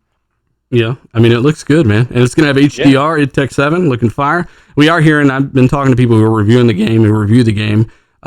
Textures are kind of a little low res and on the Xbox version, but then I watched reviews and they're playing on PC and they said the same thing, which is kind of odd because they've moved away from mega textures and they're supposed to have higher resolution textures. But, again, that's the only thing I'm really hearing on the technical side. Otherwise, you're kind of moving around, darting around everywhere. But the reviews have all been good. I'm hearing the same thing. It's phenomenal. I booted up Doom 1 so I could kind of show you guys this gameplay. Yes, I've been missing some shots, and I've been, how hard it is to not play this game for a while and then jump in and just do good at drag shotting. And this game is so fast. Like, Griggity, have you played Doom 1? Oh, fucking damage. Oh, absolutely. See, like, this is the crazy thing about it. Like, when I first got it in 2016, I didn't care for it. And then for some reason, in January of this year, I picked it back up, fell in love with it, and finished it. It's amazing. I can't explain that. I can't explain it. I just said that this game is amazing. And it looks I don't know what I was thinking in 2016, but that game is amazing. I'm definitely hyped. Same happened to me, to be honest. You beat it too? I had the same experience. Yeah, I beat Doom, but the same experience. I first played it, and I didn't like the first level. I went away from it. Then I came back to it, and yeah, man, I love the game. Yeah, it's amazing, man. You played on the X? Yep, the X. Yeah, I played it on the X. It just looks so damn good, man. Even if the sequel looked like this one, I'm like, all right. Frame rate's so big. Down. Yeah, I mean, like I said, I'm kind of reacclimating the controls and getting warmed back up for Thursday night. But Doom Eternal reviews. Zalker, can you look at the Metascore real quick? Yeah. Let me pull Doom Eternal reviews are, so far from what I've seen, have been 9s and 8s, and they're really enjoying the game. It's pretty powerful. I'm preloading it right now. I can't wait, man. You bastard. So on the Xbox One, it has a 90, on the PC 89, on the PS4 87. Okay. So I expect it to fall somewhere in the high to mid 80s overall. Yeah. And how many reviews is that? For Xbox 17, PC's 25, PS4 is 17. Okay, so why the fuck is the PS4 version so low? It's odd. I don't know. Who knows? We know when the X came out. We noticed when the X came out, the games were just starting to have a higher Metascore on Xbox. Oh, I think actually no. It says here you can just play this in Dreams. Oh, somebody made it in Dreams. You can play it there. Oh, it says here that you can play it on Stadia as well. And by the way, they said that Stadia was bragging that it was going to be 4K, and it's actually the same resolution as the Xbox One X version, 1800p. And yet, Google was bragging about 10 teraflops over their streaming service. And keep in mind that's 10 teraflops GCN as well. So there you go. It is upgradable. Keep that in mind. I'm sure they'll update those cards eventually. But at the end of the day, like, I don't give a shit about none of that. Stadia is not the way to play because latency, that's a big thing. So I know that Google are kind of, it's been a hard road for Stadia, man. We'll stay on this long, but there are certain people out there that enjoy Stadia and they represent it, but I wouldn't sit there and say it's the way to play games at all. I would deal with the load time for the better fidelity and the higher bit rate and the image quality, as well as substantially lower latency on pretty much everything. I don't know. Stadia's good. Like if you're on vacation or somewhere, you want to just pop it up on the TV for a little bit. You go over to your buddy's house, you want to play NBA 2K. They don't have a system at the house. Bam! It's just a little stick that you bring. Fine, it's good for that. The latency is okay on it, but it's not the preferable way to play. It's just not. And I'll be honest with you, I'm a little disappointed in the service. Not the service per se, more the content. The content is like non-existent. There's not many people playing it, so it's not fun because you don't have a huge player base. And the promises that they made, this 4K 60 frames per second, where the fuck is it? Remember, 8K is coming. It's supposed to be 8K. Shit. Yeah. So, I mean, like we've talked about on the show, really, whoever's going to win the streaming battle is going to come down to accessibility, like ease of access, and really latency is going to be a big thing. So xCloud right now has the accessibility, the compatibility in spades, potentially thousands of xCloud games available day one, provided publishers say, yeah, there's no reason for them not to. Like, their beta is better than the fucking Stadia launch. I was just about to say that I'm going to go on record and say this is just my opinion. I don't know the this way, but I really think that xCloud is going to win that cloud race. I think they're ahead now. Their latency is slightly worse than Stadia. I'll say that, but their content is far better. You can do all the things that you can do on your Xbox on xCloud, and the fact that the Xbox Series X is capable of running 4 Xbox One S games at the same time, and the fact that it's going to go up into their server racks eventually, kind of bodes well for that service, man. I think they're going to win the service, and I think it's going to be followed by Sony, and then I think Stadia is going to be like a distant third, if you want my opinion. So I just wanted to give you guys a little bit of something that I heard. First off, Microsoft Store right now, Xbox One X, $200. I think I'm buying it. Yeah, they are really trying to move through that stock. Yeah, this ain't Christmas, bitch. Like, that's $200 right now. Shit. That's insane. Wow. Honestly, I think I am buying one. Hey, shout out to new patron Bounty Boom, by the way. You just got an email. How you doing, Bounty Boom? But I just wanted to make another point. So I heard this, especially with the machine learning that's been built into Azure and what Xbox has. So when Xbox is not, and when they're not being used, these Xbox blades aren't being used by playing games, guess what? They're still in use.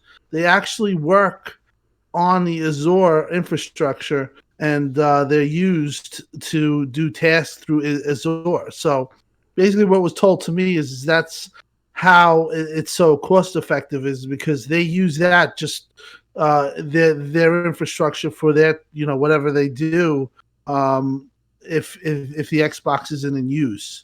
So that's why they're throwing these things in like crazy, because they use it for their, whatever they do with Azure. So, and we're not declaring Stadia, by the way. Sorry, I just had to say this real quick because you know how people are. We're not saying Stadia has far more latency than xCloud. We're talking about local versus streaming. Just so sorry, Tim. No, but I just wanted to say that I've heard. It's very cost effective for that reason. So basically, when you're not using it, nobody's using these blades, they're still in use. They're working somewhere else. Smart. And that's through machine learning technology. I think they have built into cloud and everything that they have done with this. Give Tim a thumbs up in the chat because that's a really good point. Microsoft have found a way to basically make it to where they don't have to put all their eggs in one basket in terms of xCloud, thinking that they better stream these games from these or we're really just losing money in space. They've basically through machine learning, which is an RDNA2 feature, they have made it to where these boxes can do compute for other customers not related to gaming.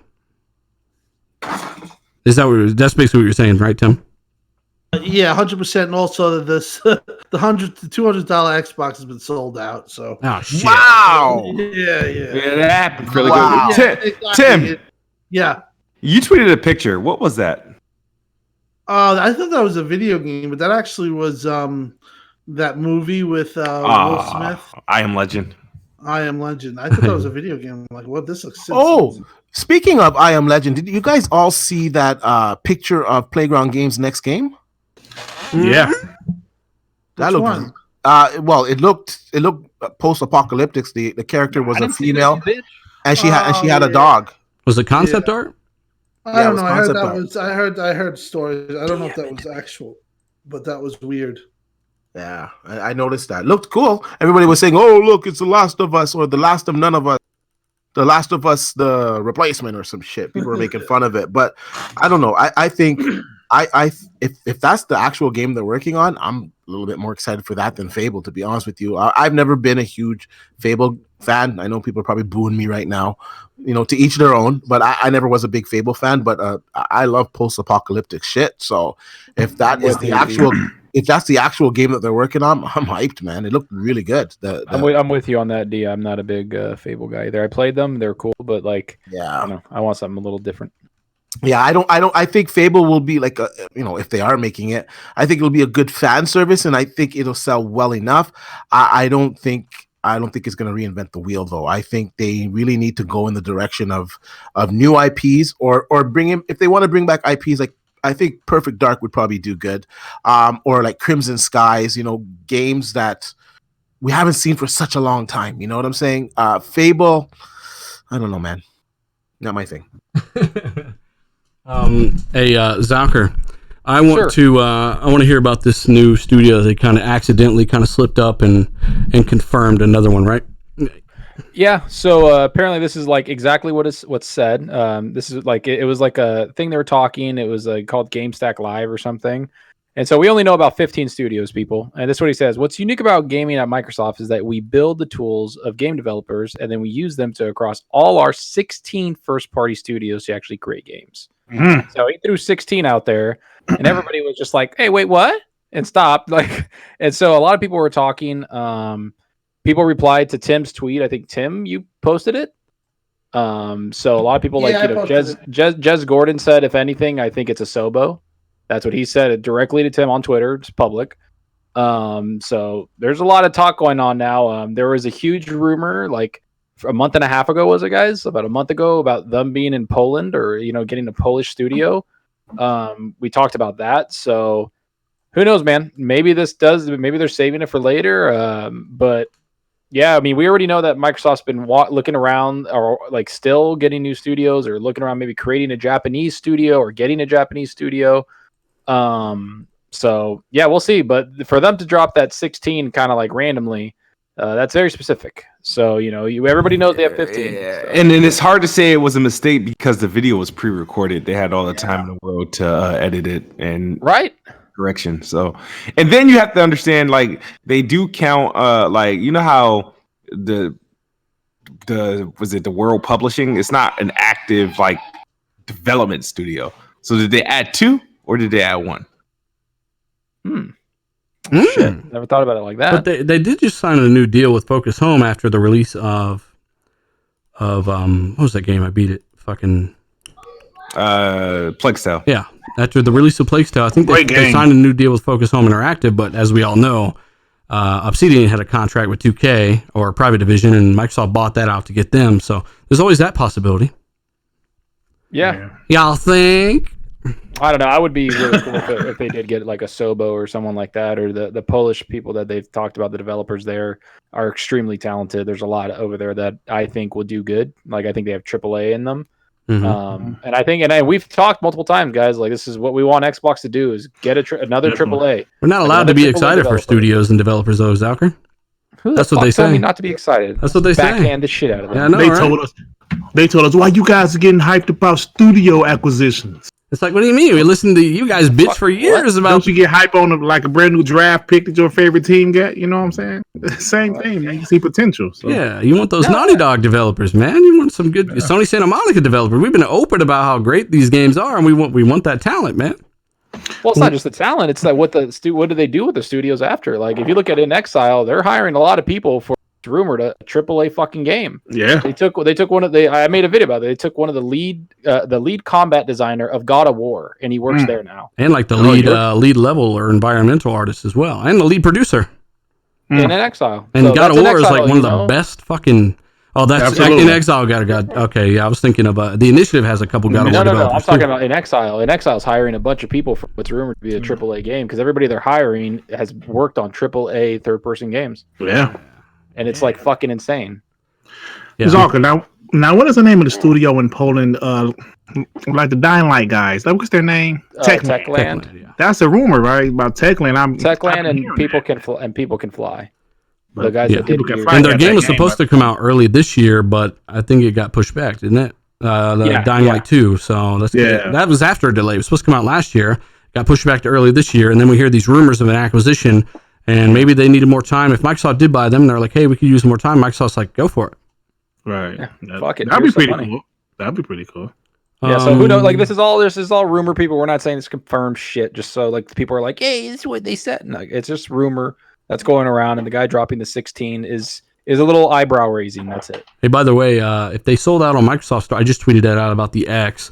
If they sold out on Microsoft Store, you guys might be able to check your Xbox Store where they sell the consoles on there, and you get reward points for if you buy. I bought a console on there for Christmas for my niece, and I got a bunch of points back for it. They might have those X's on the Xbox Store for $200. You might want to check that. But again, if you got the money to burn, Series X is coming, and you ain't looking back after that. So. Yeah. But either way, I mean, new studio. Griggity, who are you you want a new studio, right? Like, we all want more studios. Who would be like an ideal, like, dream studio for them to pick up for you? Well, a realistic studio that's actually possible. I mean, it's actually possible, or just be one surprised just what's like possible. my dreams.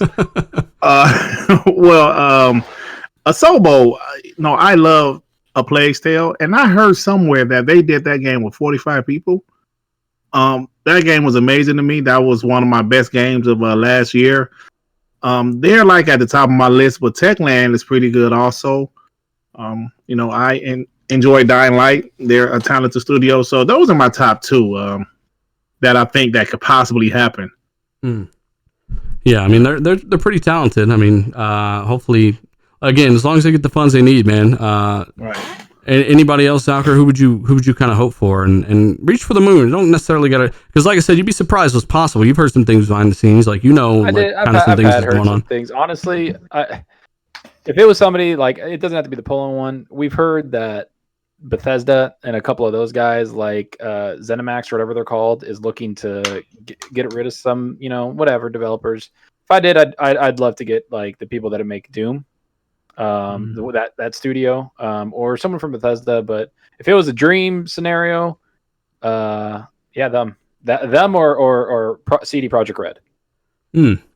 Like if they get one of those guys, or fuck it, multiple studios. I want them to be huge studio, AAA studios. Like I want them to reach for the fucking moon and just keep busting out games for us. Like that rumor, what was it, like 8 months ago, that they want to release 4 AAA titles a year on Game Pass to keep people subscribed. I think you said 4 big games a year, yeah. Yeah, 4 big games, but you know what I mean. Like 4 big games, like fuck it, why not 4 AAA? Like, but to Phil, I know to Phil, like he does count like things like Ori and stuff like it. Which Ori's fantastic, don't get me wrong, but there is a difference. Ori's fucking legit. Ori's legit. Though. Yeah, it's good. It's a good game. Ori is. I get it, but like reach for the fucking moon or something like we want more, man. Like, and I want Sony, same thing. Like, fucking get more. Just and Sony are buying studios. Count on. Yeah, they are. They got they already dropped the Insomniac. Yes, Insomniac. They said, "Go fuck yourself." Here's the tweet.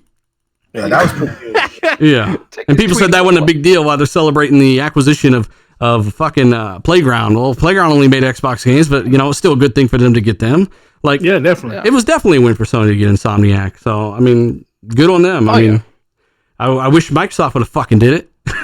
So do I. That was my dream one. If anything, I wanted Insomniac because a Spider-Man fucking I was like, this is the greatest game they've ever made, and I was like, this is fucking amazing. So if they got Insomniac, I'd be freaking doing cartwheels. But Sony got them, and it's all good. Hey, Timothy Clark brings up the good one too. 4A Games, the makers of the recent Metro Exodus. That game looks so fucking nuts. Like that engine, if Mike, with some refining, some guys in there that can get some gunplay and movement down a little bit better. I don't know if it's a limitation of the engine, and that's part of why it looks so great. But geez, there's a lot there. It's a studio they could use, push visuals to the max. That would be good. Yeah, that'd be good if that studio, if they get like just a little more funding, their games can be fucking next level. Like, definitely. I just think they're on that precipice of basically becoming something great. Mm-hmm. Yeah. I've said for years, Crytek, man. Please buy Crytek. I think Crytek is a great company. I think they have great technology. I think they lack certain type of vision, or I think they need a conductor, someone that will help them structure their games better, because their games, they look fantastic. It's just sometimes the gameplay is a little bland, and I think, once again, they have some really, really great technology. If you look at the stuff that they're doing now, with the ray tracing that's done on software, and just in general, their technology is fantastic. And I think that'd be a big, big win for Microsoft if they were to purchase Crytek. I don't even want to flirt with that, D, because that means Rise 2, and I know it's never happening, so I'm just going to get fucking depressed again. I'm going to get fucking depressed again because I want it, so whatever. Yeah. I don't care what anybody says. Fucking Rise was fantastic. Yes, it was. It was great. The combat got a little bit repetitive, but it was fantastic, especially for a launch title. The graphics, if you look at the game today, it still fucking holds up, man. It was a good game. Everyone talked about the resolution, Sam. Yeah, that's what killed it. That game was doomed. I don't know. Which game was it? Rise? Oh. Rise. Well, that game was originally 1080p, but Crytek reduced it and basically doubled the shading on the characters or something instead. It was a 1080p buffer. It was 900p. But it was like a 1080p buffer, something like that. It looked great, man. Do you guys remember when that was a Connect game? Yeah, I knew that shit looked too good in that damn trailer. I'm like, these motherfuckers are cheating. Yeah, yeah. It looked amazing, man. Again, man, I can't wait for Doom and we're playing Ori and stuff right now. Been extremely busy over the past couple days, but it's cool that Microsoft dropped some of this information, and they've confirmed the patch for Gears 5, running it over 100 frames per second, at least in one mode, 4K Ultra, more settings in the PC. Like we've always said, you're getting, very, very high-end PC experiences here, and extremely quick load times on top of that. So the capability for the future of this platform is huge, and there's even more that I'm going to go into when I get more time. But again, guys, we want to say thanks to 2,000 people that tuned in tonight. Look forward to some big games and some big information coming out this year from Microsoft. Definitely expect it. Lockhart, I expect to hear about that soon. As I said, they are phasing out the Xbox One X now and going for $200.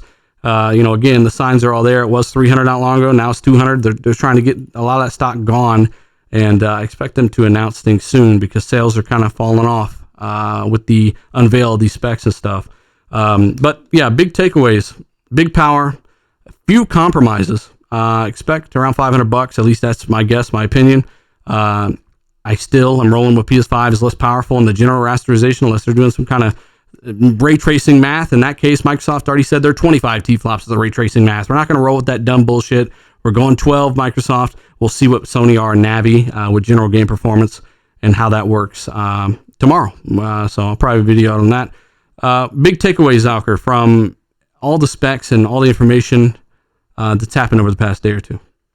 The takeaway is that we're about to fucking go into a level of gaming we've never seen before. I don't even think, they've said that this isn't even, some of the tech's not even on PC. Gaming's going to change a lot.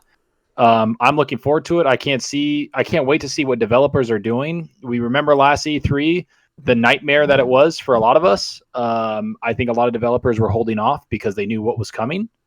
to show their shit. So I'm expecting, like, obviously E3's gone now this year, but I think a lot of the shows that are going to come out, a lot of the games that are going to be shown for holiday are going to impress the shit out of us. And just wait till a year later or 2 years later where they start taking advantage of this hardware on both the Xbox and the PlayStation 5. Yeah, man, it's great. I love it. I'm glad. And the other takeaway, I'm glad Xbox is actually marketing. Like, their marketing has been fucking killing it. They've had the attention of gamers for a while now. This is something that we've talked about on this show before, where marketing has, been lackluster, and they're killing it now. So good shit. Keep doing what you're doing, man. Yep. And hopefully their games start to get revealed, and we're really hoping for some big games to compete. And one more thing, everybody in the chat, when I bring up Rise, they're like, Rise was fucking awesome. The reason was. why everybody's saying underrated. it's awesome, guys, the reason why you guys are saying it's awesome is because it was mature and brutal. So Xbox needs to do something like that. Like, I want Xbox to make a game where I forget about Rise and give me a fucking brutal game where it's adult. I'm cutting fucking limbs off, like, just cool shit. Like, give me that. You're fighting the same triplets over and over. Die! Yeah. Like, It was great, though. I mean, Crytek, they've run into some problems, but they are technical wizards. And Rise on the PC, it's still one of the best looking games I've ever seen. And that's an old port, too, so it still looks amazing. Again, hoping to learn more about the Batman game. Doom Eternal coming out soon. Ori just hit. Cyberpunk confirmed for Series X. First game to do so. I think there may be a correlation there. And we're hearing all kinds of stuff behind the scenes about potential acquisitions. Asobo, Future Generations wants to know what they make. They just made Plague's Tale, which is a good game. It's their own in-house engine, and they are pretty much an independent developer. So they've done a lot with the little. And I think a studio with some talent, Microsoft can swoop them up. And about Flight Simulator also. They're working on Flight Simulator as well, which is using machine learning and stuff like that too. Dee mentioned that earlier, the texture scaling up from a very little. That's one of the things people are worried about. I did a big video on this, man. People are worried about the file sizes of next-gen games, and much of that is the textures of the game, right? And with machine learning and stuff like that, they've already got more than one studio working on this in-house. They can scale up textures in real time with this extreme bandwidth on these RDNA 2 chips and consoles. And basically, you don't have to download 20 gig files of 4K textures or high-res textures. Game files can shrink, so they don't have to even compress them to begin with. There's a lot to that. So check that video out. It's one of the last ones I've done. A lot of information there. Big interview. But yeah, I mean, hey, anybody else want to cap anything else off here? I mean, Griggity, thanks for coming on. Kids Movie, you said shit in a minute. Actually, Kid, I want to know real quick before we do outros, and I know everyone's dying, but Tim, you can bail if you got to, brother, man. Thanks for joining us, though, man. I know it's past 2 hours, man. What have you been playing? Tell everyone where they can find you real quick, at least. xCloud Tim Dog on Twitter. I've been playing Ori. I absolutely love it. Yes. Very hard game for me, though. I'm not going to lie. I already have like 400 deaths. First one at 1,536 deaths. But I'm going to finish it. Thank you for the 2,000 people who showed up. And tomorrow, check us out on Twitter, and we should have some fun stuff. Hell yeah. Thanks, everyone on the panel. Griggity, K Smooth, you're awesome. Zorker, Dealer, you guys rule. All right, man. Thanks for being here, Good man. night, man. I mean, you guys can bail when you want. I'm kind of in the post show here, but I did want to know from Kid kind of what studio acquisition he was looking for from Microsoft. Man, dude. I know people are saying Asobo. I would like Asobo because I think they got a good working relationship. But I think they need a mega cop, like a mega purchase. Like the mid tier studios are good and whatnot, but I think they need a major. Like, so if Bethesda, ZeniMax, whatever, ever truly go on sale, that would be nice. Or if they wanted to look in the direction of maybe they can afford CD Projekt Red. I'm not sure, but something. I think they need like a major studio. Buy somebody I didn't know who was on sale. I don't know. Well, I mean, we'll see. I guess we'll see what that comes down to. I personally, Santa Monica. We Sony got Santa him. Monica. What the fuck? Give Todd Howard or Corey Barlog his own damn studio. Do what you got to do, you know. Oh. Did you leave for a second? Yeah, I my Surface decided to do a fucking update. No, I mean, I was kind of giving everyone an out. Tim had to go, and I know we're past 2 hours. We're around 2 hours here, but if you got to go, man, just go ahead and let people know what you've been playing? No, I'm good. Just did that stupid reboot. Okay. I kind of felt bad because we got so many things to say about the tech stuff, and I want to give Griggity and kids some more time to talk. Gene Samuel, by the way, says, are you guys going live tomorrow after the PS5 reveal? Probably not, man. We're kind of live right now on this day because it's the day we can kind of get together and do this. So probably videos from a couple of us, but that'd probably be it. But I mean, at the end of the day, I'll probably be going live. Kiss will be going live, and he won't be inviting any of us either. Yeah, so. I might go live just because it is kind of a special event. So I might go live and just to interact with everybody out there and see their. I mean, tomorrow's pretty big because right, you get the PlayStation reveal, and then of course there's more Xbox Series X talk in GameStack stream. So I want to see what that's all about, and maybe they can reveal that. Well, remember that people thought we didn't think we were going to get this whole. Well, maybe you did. We didn't think we were going to get this whole digital foundry and everything breakdown like today. I thought the information we were going to get was from this stream that's coming tomorrow. I didn't watch this stream thing today because I was waiting for the one that's for tomorrow, where they're actually talking specifically about Series X and xCloud and more studios studios will be talking. Maybe we find out that 16th studio. I don't know. They did it. Yesterday, the Series X stuff on Monday because developers basically get to know the specs at GDC, and that stuff always leaks out. So they're like, let's get ahead of the curve. But I mean, really. I don't know, man. Takeaways, Griggity, from everything that's happened. I asked Alker, I'll ask you. I want more from you on this one. Takeaways and don't be shy. Let's know your thoughts, your deepest thoughts in this one.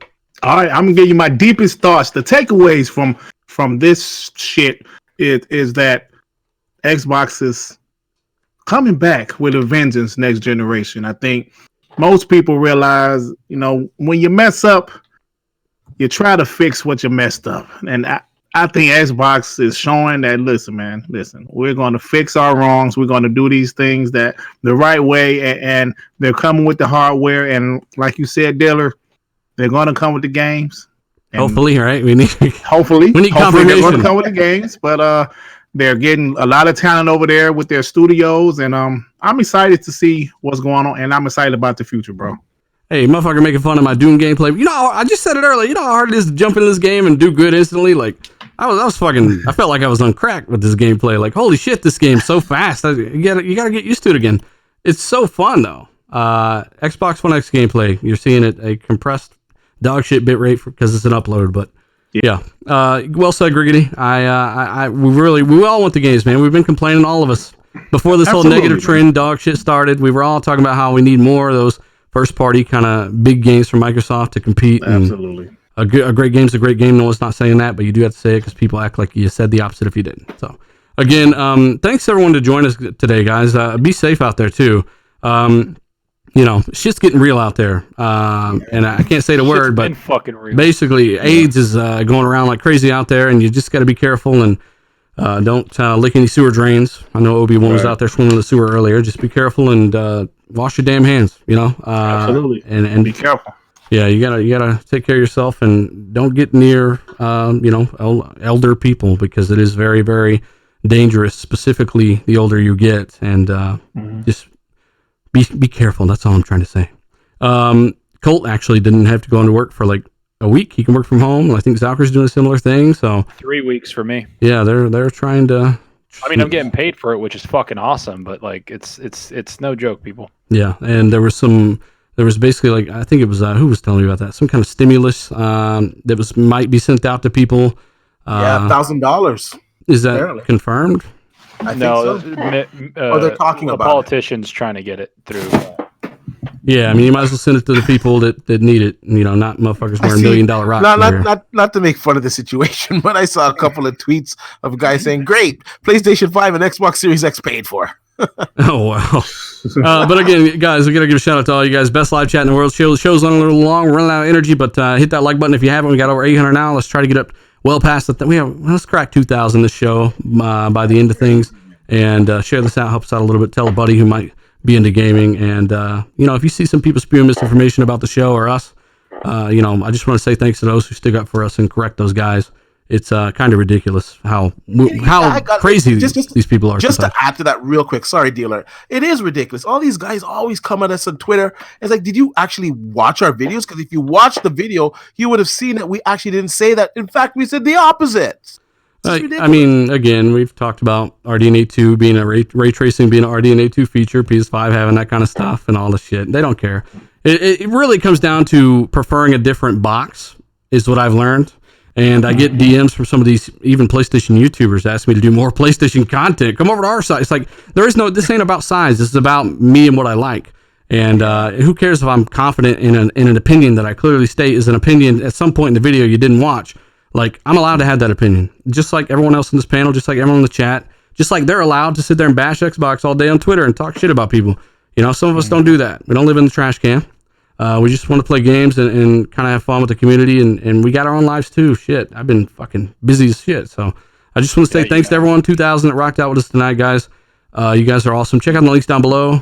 Again, shout out to the patrons. I read you guys off, updated that list, and I'll be updating the scroll wheel that has all the patrons in it. I got one more thing to say, bro. I'm sorry. Go ahead. To the PlayStation fanboys, the PS5 may be less powerful than Xbox Series X, but your reveal will have more views and more likes. Oh shit!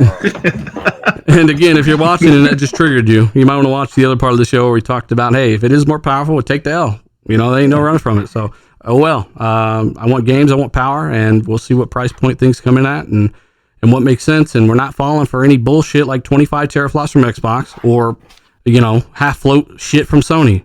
That's not how we roll on either side. So we're not going to do it tomorrow. I don't want to hear that shit. So again, guys, let us know your thoughts. If you haven't already, subscribe, hit the bell icon, support everyone on this channel.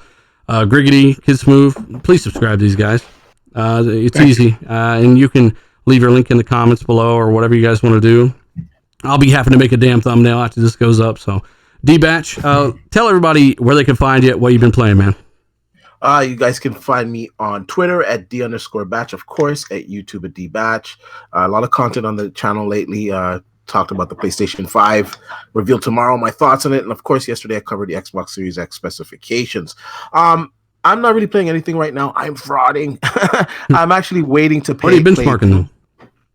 Actually, no, that's not true. I've been playing Ori, actually. I've been playing Ori, and I've been having a really good time playing Ori. It's a little frustrating. I get lost at times, but the game is so beautiful, and I do like exploration. Just sometimes I really get lost in that game, but it's a fantastic game. The HDR is good on that game. The soundtrack is just amazing. The animation, fantastic game. If you haven't played it, play it. It's a great game. I'm looking forward to Doom. I got my code emailed to me today, so I'm actually preloading it right now.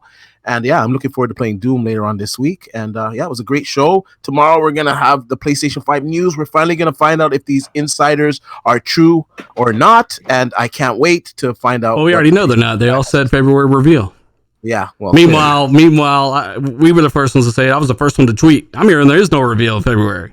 Yeah. So I mean, at the end of the day, like, hey, also shout out to Immortal Jedi. I hope to talk to you soon on Xbox. Hit me up tonight, man. I'm gonna get on. I'm gonna be on. I got some work to do. Also, I want to give a shout out to, who was it? Fuck. Oh, we got a super chat from Emmanuel. Hey, he says, can't believe I missed Smooth and Dirt Griggity. Great guests. Yeah, check them out, man. They all got their own videos, their own content, their own shows. And Guillermo says, shit's getting real here for me in Dallas. Be safe, brother. Don't be, if you got rash or some shit, you want to stay away from people. For sure. And call it the bear flu. No, I'm good. I'm good. Again, we got to get the fuck out of here. Dirt, tell people where they can find you and what you've been playing, man. Well, I've been playing a little Ori. Also, like I mentioned earlier, little Assassin's Creed Odyssey DLC.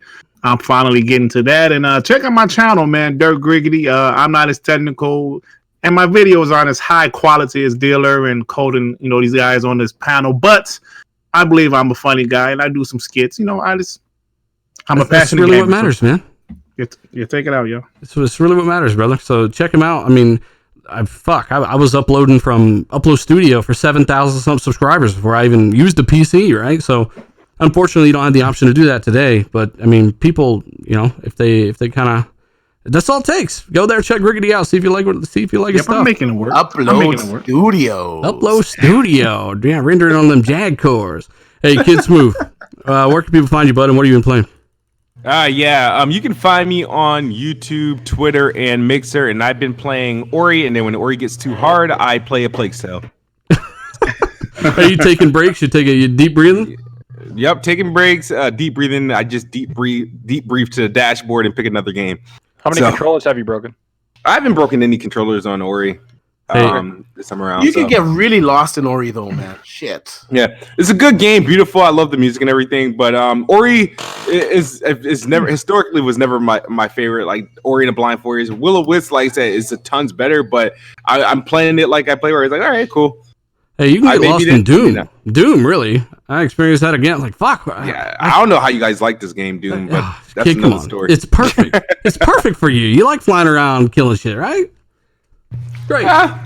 Hey, Seth Rogers, he wants to shout out to you, buddy. We've also got we already said bye to Tim. As you guys know, Fonz and Colt were here this week. Zalker87 or Zalker now. How have you been, buddy? What have you been playing, and where can people find you? Been good, man. Been playing Ori. I think I'm like 13 hours in. I fucking love it. I didn't like the first one. I'll be honest with people. I got kind of like bored of it. But the second one's combat, everything, the way it looks. Yeah. It's fucking killer. Like I'm really enjoying it. I'm probably going to beat it tonight or tomorrow, most likely. I got Doom pre-ordered and preloaded, ready for that shit. I'm excited. You guys can find me at Zalker87 on Twitter, Zalker87 on YouTube, making videos all the time. You know, I enjoy it. I enjoy talking to you guys in the comments. And chat, thank you guys for coming over. I think it's over 2,000 of you. You guys are fucking awesome. Honestly, like this is nothing without you guys. Like we really love interacting with you guys and talking to you guys, and we appreciate that you guys listen to us talking about this shit because we're all dumbasses here. And so thanks for listening. Hey, kid, Emmanuel wants to know where the fuck your Series X video is. I might have one tomorrow since I'm off, but I don't know. There's like I was so busy watching everybody's reaction to stuff, and then I got playing Xbox on Wednesday. I was like, do I do a video? Do I wait? I mean, what more can I really say? Let's see. If I do one, it's gonna be tomorrow at some point between we'll just rattle one off right now and launch it tonight, and then do your podcast tomorrow. That's true. I might just do that. Yeah, I might. I'll share it. Get it. Take a shot at Mucinex first, and then do a video. Zach will share it. He said he'll share it. What's happening? What the fuck's happening? I really don't know what's happening. I heard Zalker and I was like, huh? Like I tuned out. You just agreed to share Kids Moves in the video. Oh, I got you, kid. I haven't recorded it yet. Hey, June. He wants to know if the thing will have a 4K 60 DVR. I've actually talked to somebody who's been talking to Xbox employee responsible for that, and they've been asking for feedback on that. Right now, the DVR is kind of unstable. I'd imagine that it wouldn't be going forward, but yes, that DVR to people like me and maybe you, June, was very, very crucial in the quality, and it is absolutely free. So I think they're going to up the bit rate on it too to at least 40 would be nice. And I would expect that to come back, and I would expect PlayStation to have a great one too with all this overhead. They actually did talk about the encoder. They said it has a much better encoder in there as well. I did see that somewhere in the specifications there. Josh, by the way, thank you. Thanks. I'll be as safe as possible. But again, guys, thanks for joining me. And the rest of the panel, check these guys out. Support them. Long ass show. I know they're ready to get the fuck out of here. Still over 1,200 of you still here. We're gonna get out of here and go eat and go play some games and all that good stuff. So thanks for doing what you guys do. Check out the rerun if you missed it. Check out the links down below. Hit the join button if you want to support the channel. Become a patron. And again, we are out. Later, everybody. Nice. Enjoy your gaming. Later.